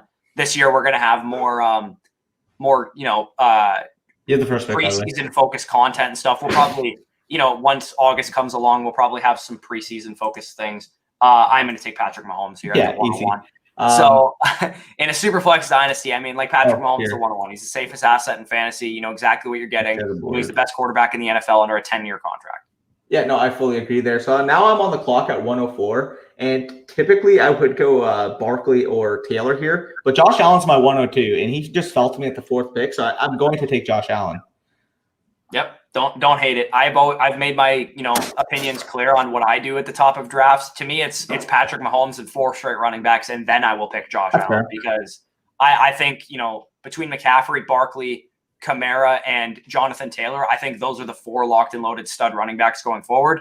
I mean, you could choose to disagree with me and say that Josh Allen, Kyler Murray, Lamar Jackson, Justin Herbert, whoever you would prefer over some of those running backs. I prioritize running backs because they win fantasy championships. That's the way I play. No, nothing wrong with that too. I think if you're going to take the running backs, it's got to be those 4. But I just view Allen as that safest asset from the long-term perspective. So I personally prefer him. Anyways, my first Dino drop, please don't, dude. We're not here to judge. We're here to teach. We're here to help you learn. At the end of the day, if we were in a league together, I'd be trying to win. But this is a mock draft, so we can help you out. Whatever you need. If you haven't already done, if you ever played Dynasty before, you said this is your first Dino draft, I would highly advise you to play Dynasty. Honestly, you can join the Discord if you're not already in there. I know Paul and a bunch of other guys in there are constantly starting up Dynasty leagues that you could join, and you guys are all of the same kind of mindset when it comes to fantasy, I'd imagine, because you all listen to us. So I think it's spicy. Why am I cursed with always being next to Danny? I'm about to do a Dynasty in a few weeks. Yeah, we have a bunch of content on the channel. I'm sure you've already watched, but we're going to be dropping our receiver rankings tomorrow. We're going to record that later today, and then we'll drop our tight end rankings, top 10 tight ends or something like that for Tuesday. And then I'm going to talk about some winners and losers from the training camp situation. Then we might even do like a buy or sell type of video on Thursday related to Dynasty as well. Yeah, no, I fully agree. Again, we're going to be actually dropping, me and Corey have talked about it. We're going to be dropping a lot more mock draft, community-based content for you guys as well, just to kind of incorporate a more together type feel. Don't get me wrong. The analysis videos are not going anywhere, so don't you worry about that. It's just, something we can do at the side to help you kind of get into a real life draft situation. So right, especially with the way our, me and Danny have seen our community here grow quite a bit. Our Discord's been growing like crazy the past couple months, and we've, kind of started to establish a little bit more of a Dynasty following. When I would say for sure when we started making Dynasty content, I would imagine not a lot of you guys played in Dynasty leagues. I think we've done a good job converting some of you. So definitely. So I'm still a redraft guy at heart. I just like Dynasty also. Yeah, definitely.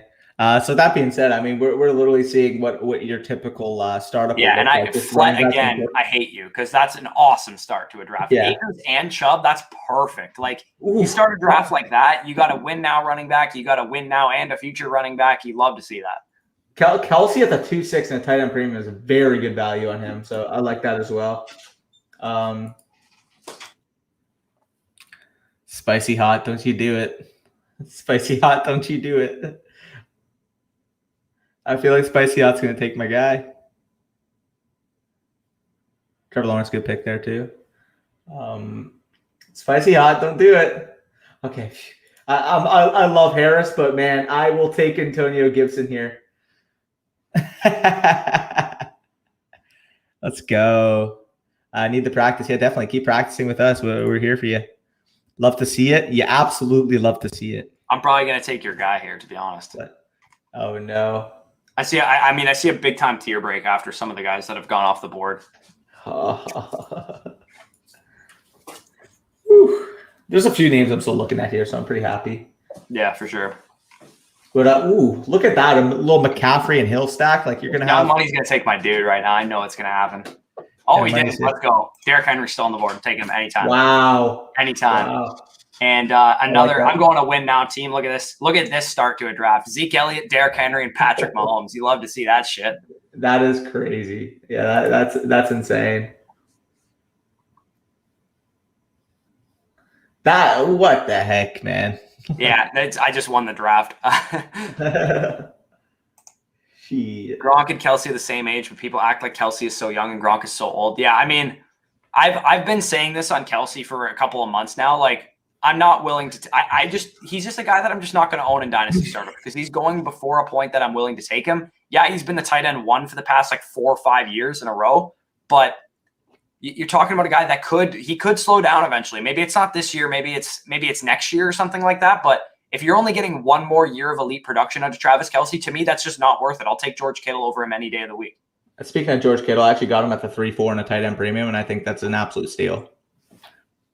Right. And I could be dead wrong on that statement, right? Like Travis Kelce could be an elite tight end for the next 3-4 years still, but I'm just not willing to bet on that. And Austin Eckler at the 3.7 is also phenomenal value. Great value. Man, this is looking good. I like both of our teams. You're getting Kittle at the 3-4 and a SuperFlex or tight end premium. I probably fucked up by not picking them, but I couldn't pass on those 2 running backs. Definitely. And don't worry, either of those 2 running backs was going to be my pick if you had gone Kittle. So right. I considered Henry and Elliott at those spots, but given that I had Allen, given that I was kind of in that spot, I'm like, okay, let's go for the longevity perspective. And I've already talked about, I do think Gibson could enter that tier by the end of this year. So I'm fully happy. Between him and Harris and Gibson for me, yeah, those are the 2 that I would have considered as well there. Oh, damn, I was wrong. Haven't had any Najee shares. Yeah, no, definitely. That's fair. Like Najee is an absolute stud. Best startup spot, it's the 101. Shit, if I can get the startup that I just got, the best spot might be the 101. I don't think there's any chance in an actual draft that I get both of those guys because for the most part, Derrick Henry's off the board by the end of the first round. Yeah, no, literally though. Bush's start is scary. Bush's team is discussing. Yeah, it's pretty intense there. Yeah, it's. I'm gonna build the biggest win now squad in this mock draft that I possibly can. Yeah, definitely. You're big chilling there. Here, Flet's gonna take Pitts. Watch.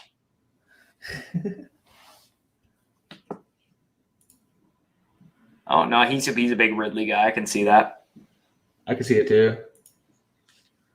And now I'm looking at like the running back core, and this is where I just punt the running back position until the 5th round at least. I love the running backs of like Javonte Williams, for example. I love them, but I just view that tier kind of going off the board here as being sustained. So yeah, at this point, that's when I start looking at the wide receivers, the quarterbacks, and the tight ends. Yeah, there's I mean, I'm kind of surprised that Pitts hasn't gone yet, just because this is a tight end premium. I would expect him to go at this point. He'll probably go here in the next few picks. Julio might pick Julio Jones just because, he's got to be on brand. But yeah, if you don't go with Julio Jones, you're a fraud. Yeah, so speaking of Julio Jones, Jared, whose thing's on the screen right now, and I made a trade for Julio Jones in our listener league. I may put that in the Dynasty Decisions trade video. We could talk about it then. But yeah, I think that was a pretty good move for both of us, given that he's made some drunk trades and might need to be a rebuilding team now. Definitely. Spicy hot. That's not nice. You can't do that to me. You can't. I'll go with DJ Moore, though. I'm pretty happy with that value, 4-9 for a youngish type team that I got going on here. Damn, spicy hot. I'm looking at the board still, and there's some great options on the board that I don't really want to pass. Dude, the fact that as a win now team, some of those receivers on the board right now are insane. Yeah, it's pretty insane there. Terry McLaurin, that's pretty crazy. At the 410, I think McLaurin could, if Fitzpatrick is able to play, the way he's been playing in Miami the last 2 years or whatever, and the way he played in Tampa before that, like we could be talking about Terry McLaurin as a league winner in redraft leagues this year, right? Like he could be a guy that goes, in the 4th, 5th round of a redraft league and finishes as wide receiver 2 in fantasy or something like that. Like I could legitimately see that type of ceiling for Terry McLaurin now finally having a competent quarterback for the first time in his career. And Young Money absolutely sniped the shit out of me on Michael Thomas, but I'm going to take this is a tight end premium. I can't pass Mark Andrews here. I think that's just phenomenal value to tight end premium for him. He's not a big target guy, but like at the same time, the value of him and TJ Hawkinson compared to the next tier of tight ends to me is like a big drop off. And I do have Andrews ranked higher, so I'll go with him. And then on the board right now, I got a win now team. I like all these receivers that are on the board right now, but this is a full PPR league, and this is a guy that I expect to finish as a top 5 receiver. I'm going to take Keenan Allen right here. I know he's a little bit older than Amari Cooper. He's a little bit older than Chris Godwin and stuff, but I think he's going to be a bona fide top 5 receiver for the next 2 years. Yeah, I definitely agree with that. And thank you for taking Jacobs because I wanted Javonte Williams to fall to me. And getting him here, again, I mentioned I'm looking at year 2 as my window. Getting him here at the 504, him and Gibson, I can honestly see just being absolute horses 2022 and on. So I'm absolutely stoked at my start.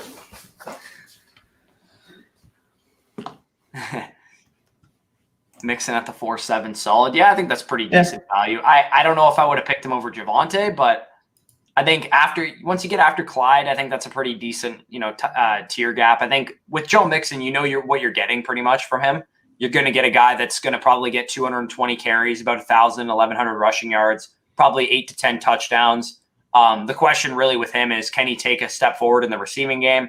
We're a little bit more skeptical on that end because it really hasn't happened to this point in his career, but there's a chance that he takes a step forward if they don't add anybody of more significance than what they had in Gio Bernard the past couple of years.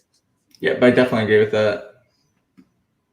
Miles Sanders at the 5.8 is honestly pretty good value too. As much as I'm, wary of Miles Sanders, at that point, he pretty much just like Joe Mixon, you're getting a guy that's probably going to have 220-ish carries, about 1,000 to 1,100 rushing yards. The question for him again is also how much receiving work does this guy get with Kenny Gainwell now in the fold, with Kerryon Johnson now in the fold? I think Sanders is a guy that should benefit from Jalen Hurts' rushing ability from an efficiency standpoint on the ground. So you're probably looking at a guy that's going to average 4.5, 5 yards a carry. Yep, definitely. Wanatario, snipe. Year 2 is mine. The mob rule, yeah, you got a solid squad too. I'm gonna have to test you on that though. I think I got you. Jonathan Taylor, Trevor Lawrence, Justin Jefferson, Joe Mixon, Deshaun No. Watson. Yeah, I mean, with those two quarterbacks, you definitely got a beautiful core of guys to work with going forward. Can we talk about Fleck getting Noah Fant at the 601 and a tight end premium? Wow. Like, that's great. kudos. Like, I was hoping you would fall back to me, Luke. This is a kind of a balanced board right now. Normally we see in a tight end premium and a SuperFlex, normally we see all the quarterbacks off the board by this point. We see a lot of the tight ends off the board that are worth a lot off the board. So, I mean, just for those of you that are in tight end premium leagues that have never probably played in a tight end premium, I would say this is an undervaluing of tight ends, what we've seen. Normally by this point in the draft, you're looking more at, I don't know, like Irv Smith and stuff like that. Like the fact that Goddard, Henry, Jonnu, a couple of these other guys are still on the board to me is probably an anomaly. They should probably be off the board by now. I wanted T. Higgins. That's unfortunate. Ah, damn it, Jared. shit. This is fun. There's two guys I'm looking at in particular here. Yeah, I got a couple guys in mind for my pick too. There's a few guys in particular that I want to fall to me. Yeah. Yeah, this dynamic of the receiver position around this range, like, so from, Jamar Chase at 4.8, we've had like 4, 5, 6, 7, 8, 9, 10, 11, 12, 13, 14, 15 receiver from the 4.9 to the 6.8, which is like not even a 2-round difference. So can we talk about the fact that the last 4 receivers are literally like the 4 guys I was looking at receiver? That being said, though, Ryan Tannehill's the clear cut at quarterback, so I'm taking him here. From a tier break perspective, though, I don't hate. I don't hate. Which one, Tannehill or Rodgers or both? Taking them a bit earlier in the draft, like what Young Money did, where he got AJ Brown and DK Metcalf. Honestly, he could have gotten some value at running back if he wanted to take a Javonte Williams, where he took Michael Thomas or something like that. And then at that point, you're not forced and hamstrung into taking receivers in this range of the draft where everybody takes receivers, which is the range that we're in right now. I'm a win now team. I want to take Julio Jones, but to me, I see a tier break at quarterback. I have a win now team, and I see Matthew Stafford on the board, and I'm not passing him. Okay. Which one were you talking about for the no? Tannehill, Rodgers, or both?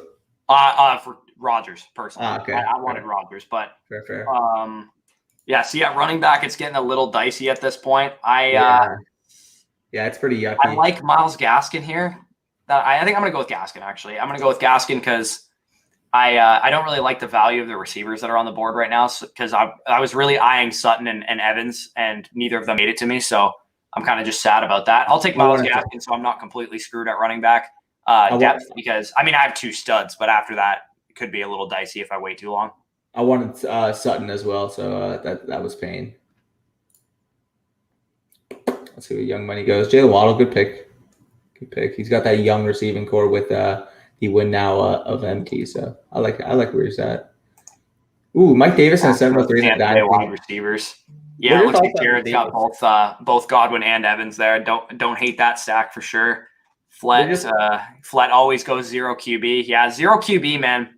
Another thing about this range where we're talking about all these wide receivers going off the board is quarterbacks are usually undervalued in this range. A guy like Baker Mayfield, Kirk Cousins, where we got Aaron Rodgers and Matthew Stafford, those guys are QB 1 and 2. Like, I'm absolutely fine with that. If I know that in Flett's situation, he's got Cam Akers, Nick Chubb, Aaron Jones, Calvin Ridley, David Montgomery. Like, you have that good of skill position talent. It's okay to fade the quarterback position, in my opinion, because especially when you're reading the board of a Superflex draft, if you see quarterbacks flying fast and furious off the board, there's going to be a point in time where those teams that took quarterbacks are going to be scrambling for other positions like running back and wide receiver. So when that point of the board comes, which is usually, like I said, rounds 4 through 6, where people are looking at wide receiver, that's when you can attack the quarterback position and take advantage of the value that you passed up on early. Yeah, no, I definitely agree there. So year 2, baby. Yeah, everybody loves the year 2 compete. I'm a year 1 guy. Oh, I hate you, Flett. Taking Julio from me. I don't like that. I thought I could get him on the turn, but this is the price you pay when you're picking at the 1 spot or the 12 spot. You got to reach on your guys sometimes. Yeah, now this spot I'm interested. Do you take your first quarterback here? Because I do see a Matt Ryan Julio stack kind of in your future there. Yeah, definitely possible. No, still going doesn't care about another guy that I'm buying with my next pick. He's committed, bro. I love it. Committed to the 0 QB. I want to see him just like freaking start Derek Carr and Jared Goff this year and just see how it goes. Dude. Wait, Derek Carr, you mean Tyler's boy? Yeah, Tyler's team, Derek Carr and Jared Goff. every fucking team. Yeah. Josh says the 0.5 tight end premium only affects the top 5 to 7 tight ends. After that, it's not really worth reaching for a tight end after the top 7-ish. Just the rest of you in a regular league. I totally agree with you. I think the way you look at tight end premium is it bumps the overall ADP relative to other positions of the top tight ends that you know of. You know, the top 3 tight ends go a little bit earlier, and then tight ends 4 through like 7 or whatever go after that. And then, like you said, like, is it really worth in a tight end premium reaching for a guy like Irv Smith or reaching for a guy even like Robert Tonyan or Austin Hooper or Hunter Henry at this point? I just personally don't think so. I think it's basically the same as any other type of league that you're in with the tight end position. I kind of like securing a middle tier tight end in a tight end premium because I think they're somewhat undervalued, especially getting Mark Andrews at the 412 to me seems phenomenal value. Yeah, and those 4 picks in a row just absolutely sniped my crap. So, yeah, that hurts. That's pain. Ah, damn it. Come on, Spicy Hot, don't you do it. He's going to do it to me. I know exactly who's coming off the board soon. Yeah. There's 3 guys on the board right now that I really hope get to me. Okay, thank you for taking Rondell Moore. There was no way I was going to take him. So Rondell Moore is going to be really interesting, man. No, I wanted the stack. I wanted it. Michael's just absolutely sandbagging me right now. Can we talk about how, I was hoping Elijah Moore made it back to me. Crap. Thank God. Adam Thielen was one of the guys I was looking for. Thank God he made it to me. I'm going to just commit completely to the win now mentality. I'm going to take Odell here too. Oh. So I'll take both of those 2 guys. Odell Beckham is a guy that we don't like personally, but at the 9th round, this is still a guy who's only 26, 27 years old. He's had a big history of production in the past. I don't think he's ever going to get back to the top 5 ceiling that we saw, but can Odell Beckham still be a back-end wide receiver 1 this season if he stays healthy? Sure. Yeah, no, I definitely agree. So looking at that little turn, I got Chark at the 809 is really intriguing to me because he's still, 24 years old?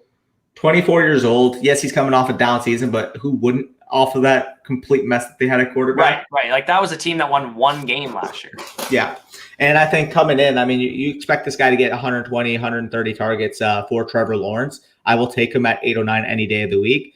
And Damian Harris at the 904. Come on. Damian Harris is absolutely the most undervalued running back in Dynasty and redraft and everything. I think Damian Harris, everybody is just, casting they're looking at Damian Harris with Patriots like goggles where they're just like, I don't want to deal with a Patriots running back. Patriots running backs are a pain in the ass.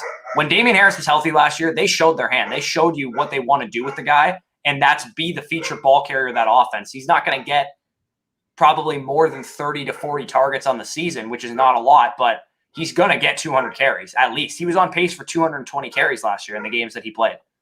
Yeah, no, definitely.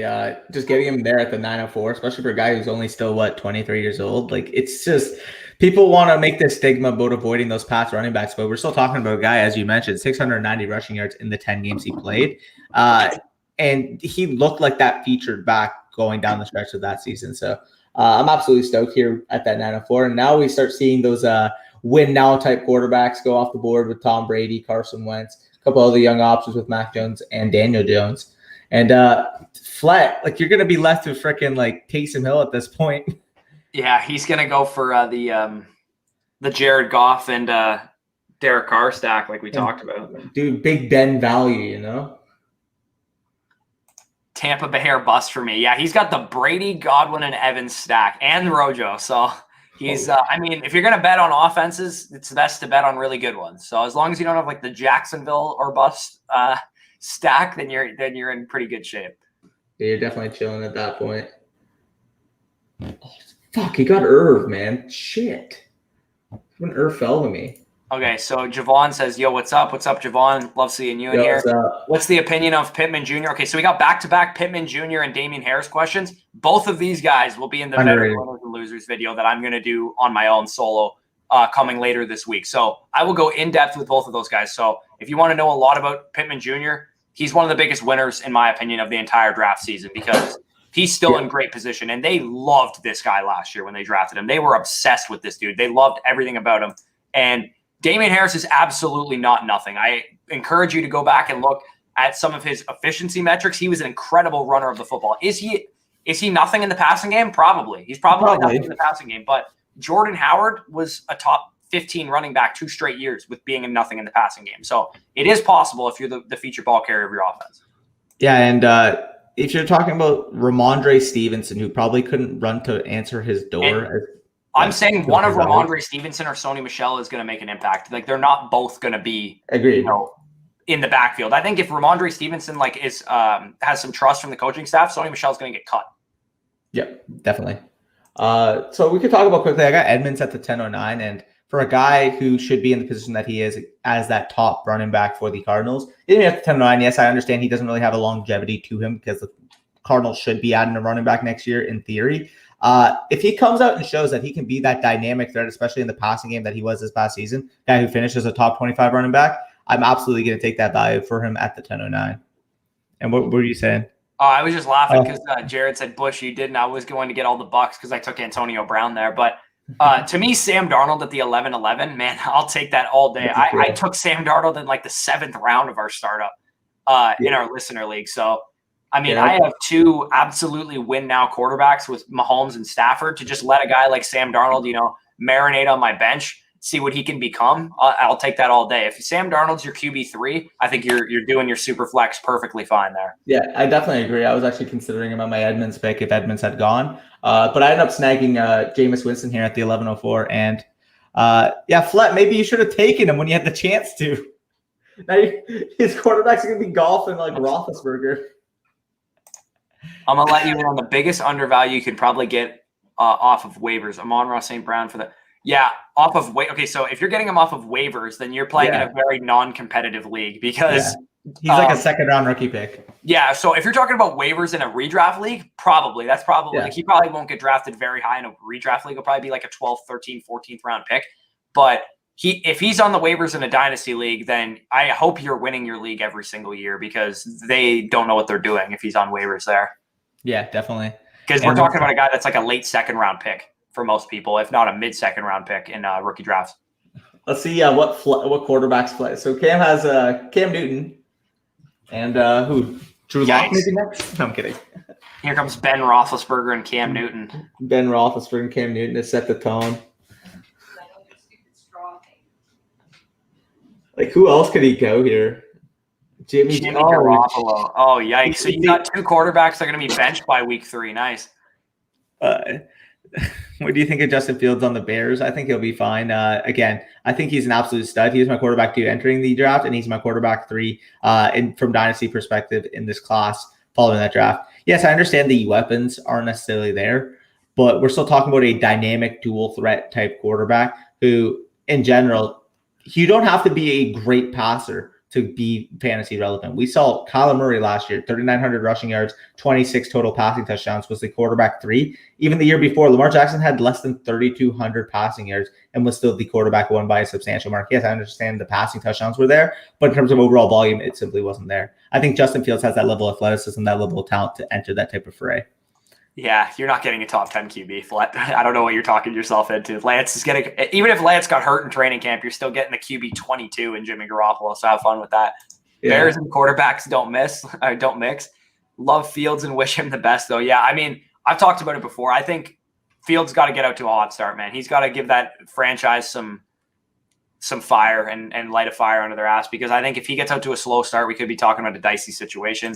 Jared goes, y'all know where I'm going with this pick. Jesus himself, Tim Tebow. Makes sense. I mean, Leonard Fournette was still on the board, so you could have went with another buck if you wanted to. I'll just go Aguilar. I don't have time to actually look for it. Rushing for 15 touchdowns this season. He will start all season. Flat, I will bet you right now that Cam Newton doesn't get past week 4 of a starting quarterback. I think Mac Jones is in there by week 5. Yeah, definitely. Tebow, take him. Oh, he did take him. Yeah, very nice. Yeah. Final pick for me. I'm just going to go, just give me Uncle Lenny. I'm going to go on brand. Just take Uncle Lenny here. I got him in our listener league. Totally not on brand because I don't like Leonard Fournette at all. But I'll take him just because, he's potentially a 1B or 1A starting running back for a top 5 offense. So you've got 2 Robinsons on your team. Let me see here. Leonardo. James and Allen, maybe? Yeah. James and Allen. Yeah, there it is. Go. Thanks for letting me win the draft. I don't know, man. I think my team. He's demo, right? He's isn't he the mob rule, right? Yeah, I mean, I have Derrick Henry, Patrick Mahomes, and Ezekiel Elliott. I think I won the draft after the 3rd round. Yeah, dude, and I think my team's just up there as well. I mean, I love every single one of my picks, to be honest. Yeah. I'm biased. You guys believe in Cam Newton a lot more than I do. I think the guy is cooked. I think he's washed. I think he's done. Yeah, agreed. I hate my team. Like we're legit. Like you guys know that Cam Newton had like 8 passing touchdowns last year, right? Yeah, and talking about young money, yeah, definitely running backs are the weak point here. If I'm looking at it, I personally, like, as much as I love DK, for example, I probably would have leaned Eckler at this spot, considering you don't pick back until the 4-11. But, I mean, at the end of the day here, it's a dynasty, so you don't draft for need anyway. Just take the guys that you're more confident in and see what you can do from there. Could you commit for Fournette? Gladly. I would have gladly taken Komet over Fournette. This is why you got to stop making drunk trades, Jared. Yeah, literally. How do you think the wide receivers and running backs will be like? Wait, by the way, Jared, if you want to offer me something for Fournette in the Listener League, there you go. How do you think the wide receivers and running backs will be with Trevor Lawrence? I think they're going to be fine. I mean, I love ETN and I love the potential of Chark. So I'm looking at his stacks right now. He's like got 2 of the least exciting stacks. What he's got 2. Oh, he's 2 on Will Fuller. So that's a pretty unexciting. I mean, Trey Lance and Deebo Samuel is an exciting stack. I would not be. Maybe he's talking about Lamar Jackson and Marquise Brown. Oh, okay, yeah, maybe that could be. I mean, you have 3 stacks, so he set the tone with the stack. 2 on Will Fuller to me seems pretty unexciting, but I like Will Fuller. I think he's going to be good this year. And Christian, like, if you absolutely need a quarterback, I'm fine with making that move. Maybe you can even get a piece. I wouldn't do it. Really, No, I don't care if you need a quarterback or not. I wouldn't make that trade. That's what I'm saying. If you can get a piece attached to Lance, like, it's just straight up, it's hard for me to even remotely consider trading Gibson. But you guys know how much I love Trey Lance. So if you can get Trey Lance and maybe a future 2 and 3 or something like that, I would do it. How much does he want to bet with him? We'll discuss that off site. Yeah, out of sight, out of mind. Feeling like. Oh, yeah, year 1, but this is Dynasty. Oh, okay, so, yeah. Dynasty, dude, my team, I have a top 4 Dynasty tight end and a tight end premium. I also have like Keenan Allen, Adam Thielen, Odell Beckham, and Antonio Brown. I mean, that's like the all 2014 team of wide receivers, I guess. But I mean, those guys are going to produce still at this point in their career. My wide receiver core is very old. I'd have to, shape it up going forward. Yeah, I agree with that. Mac Jones, week 6-ish. Yeah, I can see that. Seeing the championship push. Yeah, Moshe's team, if Aaron Rodgers plays this year, or is a Packer in particular, Moshe's team is freaking scary. Like, holy crap. Definitely. Do you know the best throwing option on the field was Myers at LeMayo? Yeah, I mean, sure. Like, the best throwing option on the field is still only Nelson Aguilar. It's not like they brought in Tyreek Hill and Antonio Brown to play wide receiver for them. Yeah, and I saw that with ETN. People want to try to turn that as I can't see how you could possibly spin that as a negative to me. I don't know why we're doing it, because we heard the exact same thing about Antonio Gibson last year, and you're a Washington fan. You probably know that he was running drills with the wide receivers, and he was I think there was a report that came out that he was part of both rooms, like meeting rooms, like wide receiver and running back. How is that possibly a bad thing that ETN's doing wide receiver drills? Like, please explain to me how that's a bad thing. Yeah, definitely. Is Tyler Boyd worth anything still? Yeah, no, definitely. I think he's more worth a hold than he is to go and sell him, personally. Agreed. My only other quarterbacks are Herbert and Winston. My running backs are Swift, Gibbs, and Etienne. Like, if you can do it as Etienne and a pick for Lance, I would prefer that rather than getting a pick. Yeah, I'd rather get rid of Etienne in that situation than Gibson. I think Gibson's your best running back. So if you're going to give away your best running back, you're going to need a real difference maker at quarterback. Like, I would want like Lamar Jackson back if I was giving away Gibson. Yeah, like, I would want at minimum probably, like, if you can do like Gibson in a small piece, like if you didn't have Herbert, that's probably like around the area I would target. But I think Gibson by this time next year, talking about Dalvin Cook, Jonathan Taylor, Saquon Barkley area here in the middle of this draft, I'm not shocked if Gibson works his way into that area. Also, if you can somehow get a quarterback using not running backs, like wide receivers or tight ends, then I would try and do that also, because those running backs that you have on your team can carry you a long way in the future. And I'm not in the business of giving away really good, talented young running backs like that. And Spicy Hot says I may have went too young of a team. I don't mind it, man. Especially if you want to say, okay, year two. I know I said I'm going year two, but if you want to say year two, I'm going to compete, and you have Saquon, Najee, Waller, Got a bunch of Chase. young receivers Yeah. and stuff too. No, I like it. No, but they brought in two like top 12 tight ends. That's fair. Yeah, and again, like, are we really trusting Cam Newton to get them the ball? Like, I don't know, dude. You got a weird obsession with Cam Newton if you think he's doing anything functional anytime soon. El Flacco was a waste of money. LMO. Cam can't throw deep. But Mac Jones can, so he wasn't a waste of money then. I think Mac Jones can be in there quick, man. And people like Mac Jones. The coaching staff obviously liked Mac Jones. I think Mac Jones is going to pick up the playbook pretty quick. And Cam Newton is honestly just at this point, he doesn't fit the Patriot thing. Like, I just don't see it. Like, Mac Jones is such a better fit for their system. He is going to run an offense. It's a 2 tight end offense. Heavy running type of team. It just makes a lot of sense for Mac Jones to be the point guard of that system. Definitely. Thanks for your feedback, fellas. Anytime, Christian. Cam can't throw deep. Cam is very inaccurate deep. And he was always inaccurate, even when he had a big arm. And his arm strength has fallen off drastically in the past couple of years. Yep. Mosh. Hope Cam starts for the pass so we can slap him silly on MMF again. He's got the Stephon Diggs, you know? Facts. When you were saying Mac Jones, my wife thought you were saying fat jokes. Yeah, no, that's the only jokes we make about fat people are about Eddie Lacy. Yeah, facts. That guy's a fucking unit. If you guys have any more questions, fire them in. We'll probably sign out of here in a couple minutes because neither of us have eaten lunch, and I'm kind of starving. So I'm barf too. Oh yeah, I did definitely see Zach Wilson's mom complaining about Disney World like a Karen. I had to move Zach Wilson up in my rankings though because he unfollowed his own mother after that. That was pretty funny. What did he call? What did his mom call the people that wear masks, like mask holes or something like that? Yeah, mask holes. Yeah. I found that hilarious, man. The fact that Zach Wilson unfollowed his mom was the funniest thing about that. I know, right? That just reminds me, like, I'm not sure if you guys watched UFC yesterday, but after Dariush, whatever, won his fight, he was talking about how the Marxist ideologies were affecting the American, system right now. And I'm just like, what the fuck is going on here? Yeah.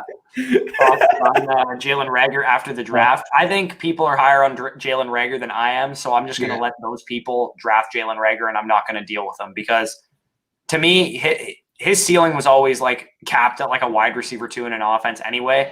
And do I really want to trust the number 2 wide receiver for Jalen Hurts? Because I just personally don't believe in Jalen Hurts that much as a quarterback, as a thrower of the ball. I think he's a good runner, but I'll take Devontae Smith from the Eagles and just let Jalen Reagor truthers overdraft him, because when we see a down season like that, like, he didn't look good at all. Like, it wasn't even just like, oh, it's a rookie season. Like, I talk about Henry Ruggs all the time. Henry Ruggs flashed. Like, he looked good in moments. Jalen Reagor never did that. Yeah, definitely.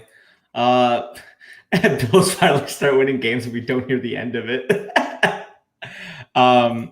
Spicy, I put in the comments, it's okay. The Jets won't win a Super Bowl. She won't have to go to. Oh, that's hilarious. That's epic. Pats spend money big in free agency and they think they're kings again. The Jets and Dolphins are more of a threat than the Pats. I disagree with that. The Jets aren't a threat yet. I think the Pats are the second best team in that division. I think the Pats are the second best team in the division. I'm going to say that right now. This year, yeah. I think they are. But we got to see what the quarterback situation is. But even with a bad quarterback situation, they could still win like 8-9 games. Young Money, we got you covered. We've already talked about both those guys in depth. Bush mentioned the top 5 rookie sleepers he has. De'Ami Brown is, I think, both of our wide receivers 6'7" in that range. Mid-second round pick in rookie drafts. And if you want to see some real sleepers, I actually have the deep sleepers on the video or on the channel as well. Yeah, and if you don't want to watch the whole video, you just want to know the names. On my sleepers video, I just put the names and the timestamps so you can check out both guys. Definitely. So go check those out. I think yours is nearing 3K. Mine's at about 1.5 right now, so we can get those boosted up. LOL. My wide receivers are Ridley, Jones, Adams, Ayuk.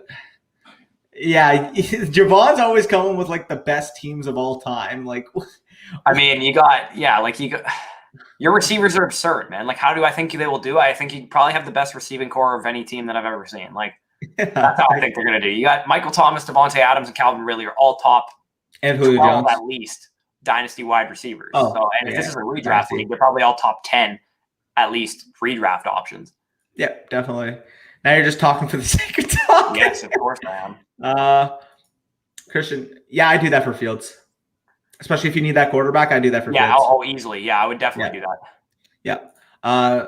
Who are a couple cheap young players for a rebuilding squad? I mean, if we're just looking at the board Jordan, right you now, can go check out the sleepers video, the deep sleepers video. Those guys would all be cheap young receivers. They're all rookies, but a couple other guys that I like, deeper in drafts. I like Gabe Davis as a cheap young receiver. I think he's a guy that's consistently undervalued. And I like Damian Harris, as I've talked about. He's not really he's a guy that's pretty young as well. There's a number of guys that are we're going to talk about. We talked about the veteran sleepers or whatever on what video was that? Best values late in drafts. We talked about those guys. There was a number of younger players on that list as well. And I know we haven't talked about it here, but I'll keep a little bit biased. But I mean, Michael Gallup, if he's going to be going at the 10-4 of Dynasty leagues, I'm probably going to have him in almost every league. You're talking about a guy who I mentioned with the Simi Fehoko. He's on a 1-year deal. Right now, year one, okay, he's a wide receiver 3 most likely in a top 5 offense, so he's still going to have value this year. And next year, he is going to be paid. He's going to be paid as a team's wide receiver 1, wide receiver 2, and is going to get that volume uptick. If you're getting that guy who already at age 22 had an 1,100-yard season under his belt, I'm taking him there anytime I can get the chance. But I'm going to sound biased when I talk about the Cowboys, but say la vie. Don't be telling people. It could be like a Corey Davis-like contract next year in free agency, maybe even a bit more than that. Yeah. I think watch the videos. Yeah, watch the videos, but you can check the timestamps if you're just looking for that. Gonna go work out now. Great stream, boys. Hit the like button one last time. Yeah, Spicy Hot says he's working out, but he already hit that like button. If you guys are watching, you haven't already, smash that like button. Get that done. That's a little cringe, but Colin Johnson's a good one too. I like Colin Johnson. Yep. Hail to the football team. Is that the new thing that they're doing? No worries, Young Money. Appreciate you tuning in for as long as you've been in here. Same with Michael. He's been in here the whole time. That's you got Brady back there. QB Pats are irrelevant without TB12. I mean, they could be. I think the Pats could be in Minnesota Vikings territory pretty quick, where they're like 8-8 to 10-6 every single year, and they can't win any playoff games. Yeah, definitely. Or 9-8 to 11-6. You mean? Yeah, I guess. Sorry, the freaking shit all changed. Hey, see you boys. Then love you, Javon, the classic. Yeah, I like Jameis as well. I mean, as you see in that mock draft, I got him at the 1104 in the Dynasty League. I think he's got a win now type of appeal as a good top 10 to 15 quarterback option in that same. He's a great best ball guy too, because a lot of people think that Taysom Hill is going to win the job or something like that. You can get him as like your QB3 like super late, and he could end up being, if Jameis is a top 15 quarterback in redraft this year, I don't think anyone's going to be shocked. Dude, and we were mentioning best ball stacks earlier, like with the Rams, with the Ravens. The Saints stack is one that's going to be cheap as well. If you have a top 4 pick and you're able to get, let's say, Kamara, MT in the 3rd, 4th round, and then ending up getting Jameis late with maybe Traquan Smith super deep, you have a really viable stack to really talk about. We're going to be doing a best ball strategy type video sometime either in May or June. So stay tuned for that, because we may or may not have a very special guest coming on for that. A little sneak peek. I'm hyped about that video too. It's been 1 year, simmer down. Appreciate that, Leonardo. You've been in here the whole time too, so appreciate that. If you haven't already done so, as everybody mentioned, hit the like button, subscribe to the channel if you're new. If this is the first time you guys are checking out any of our stuff, go check out all the other videos that we've referenced. Appreciate that, Michael. Yeah, classic Patriot and Bills rivalry there. But Peace out, guys. Enjoy your Sunday, and stay tuned next week. We're going to have wide receiver rankings coming at you as soon as tomorrow. So peace out, y'all. Yep. Peace out.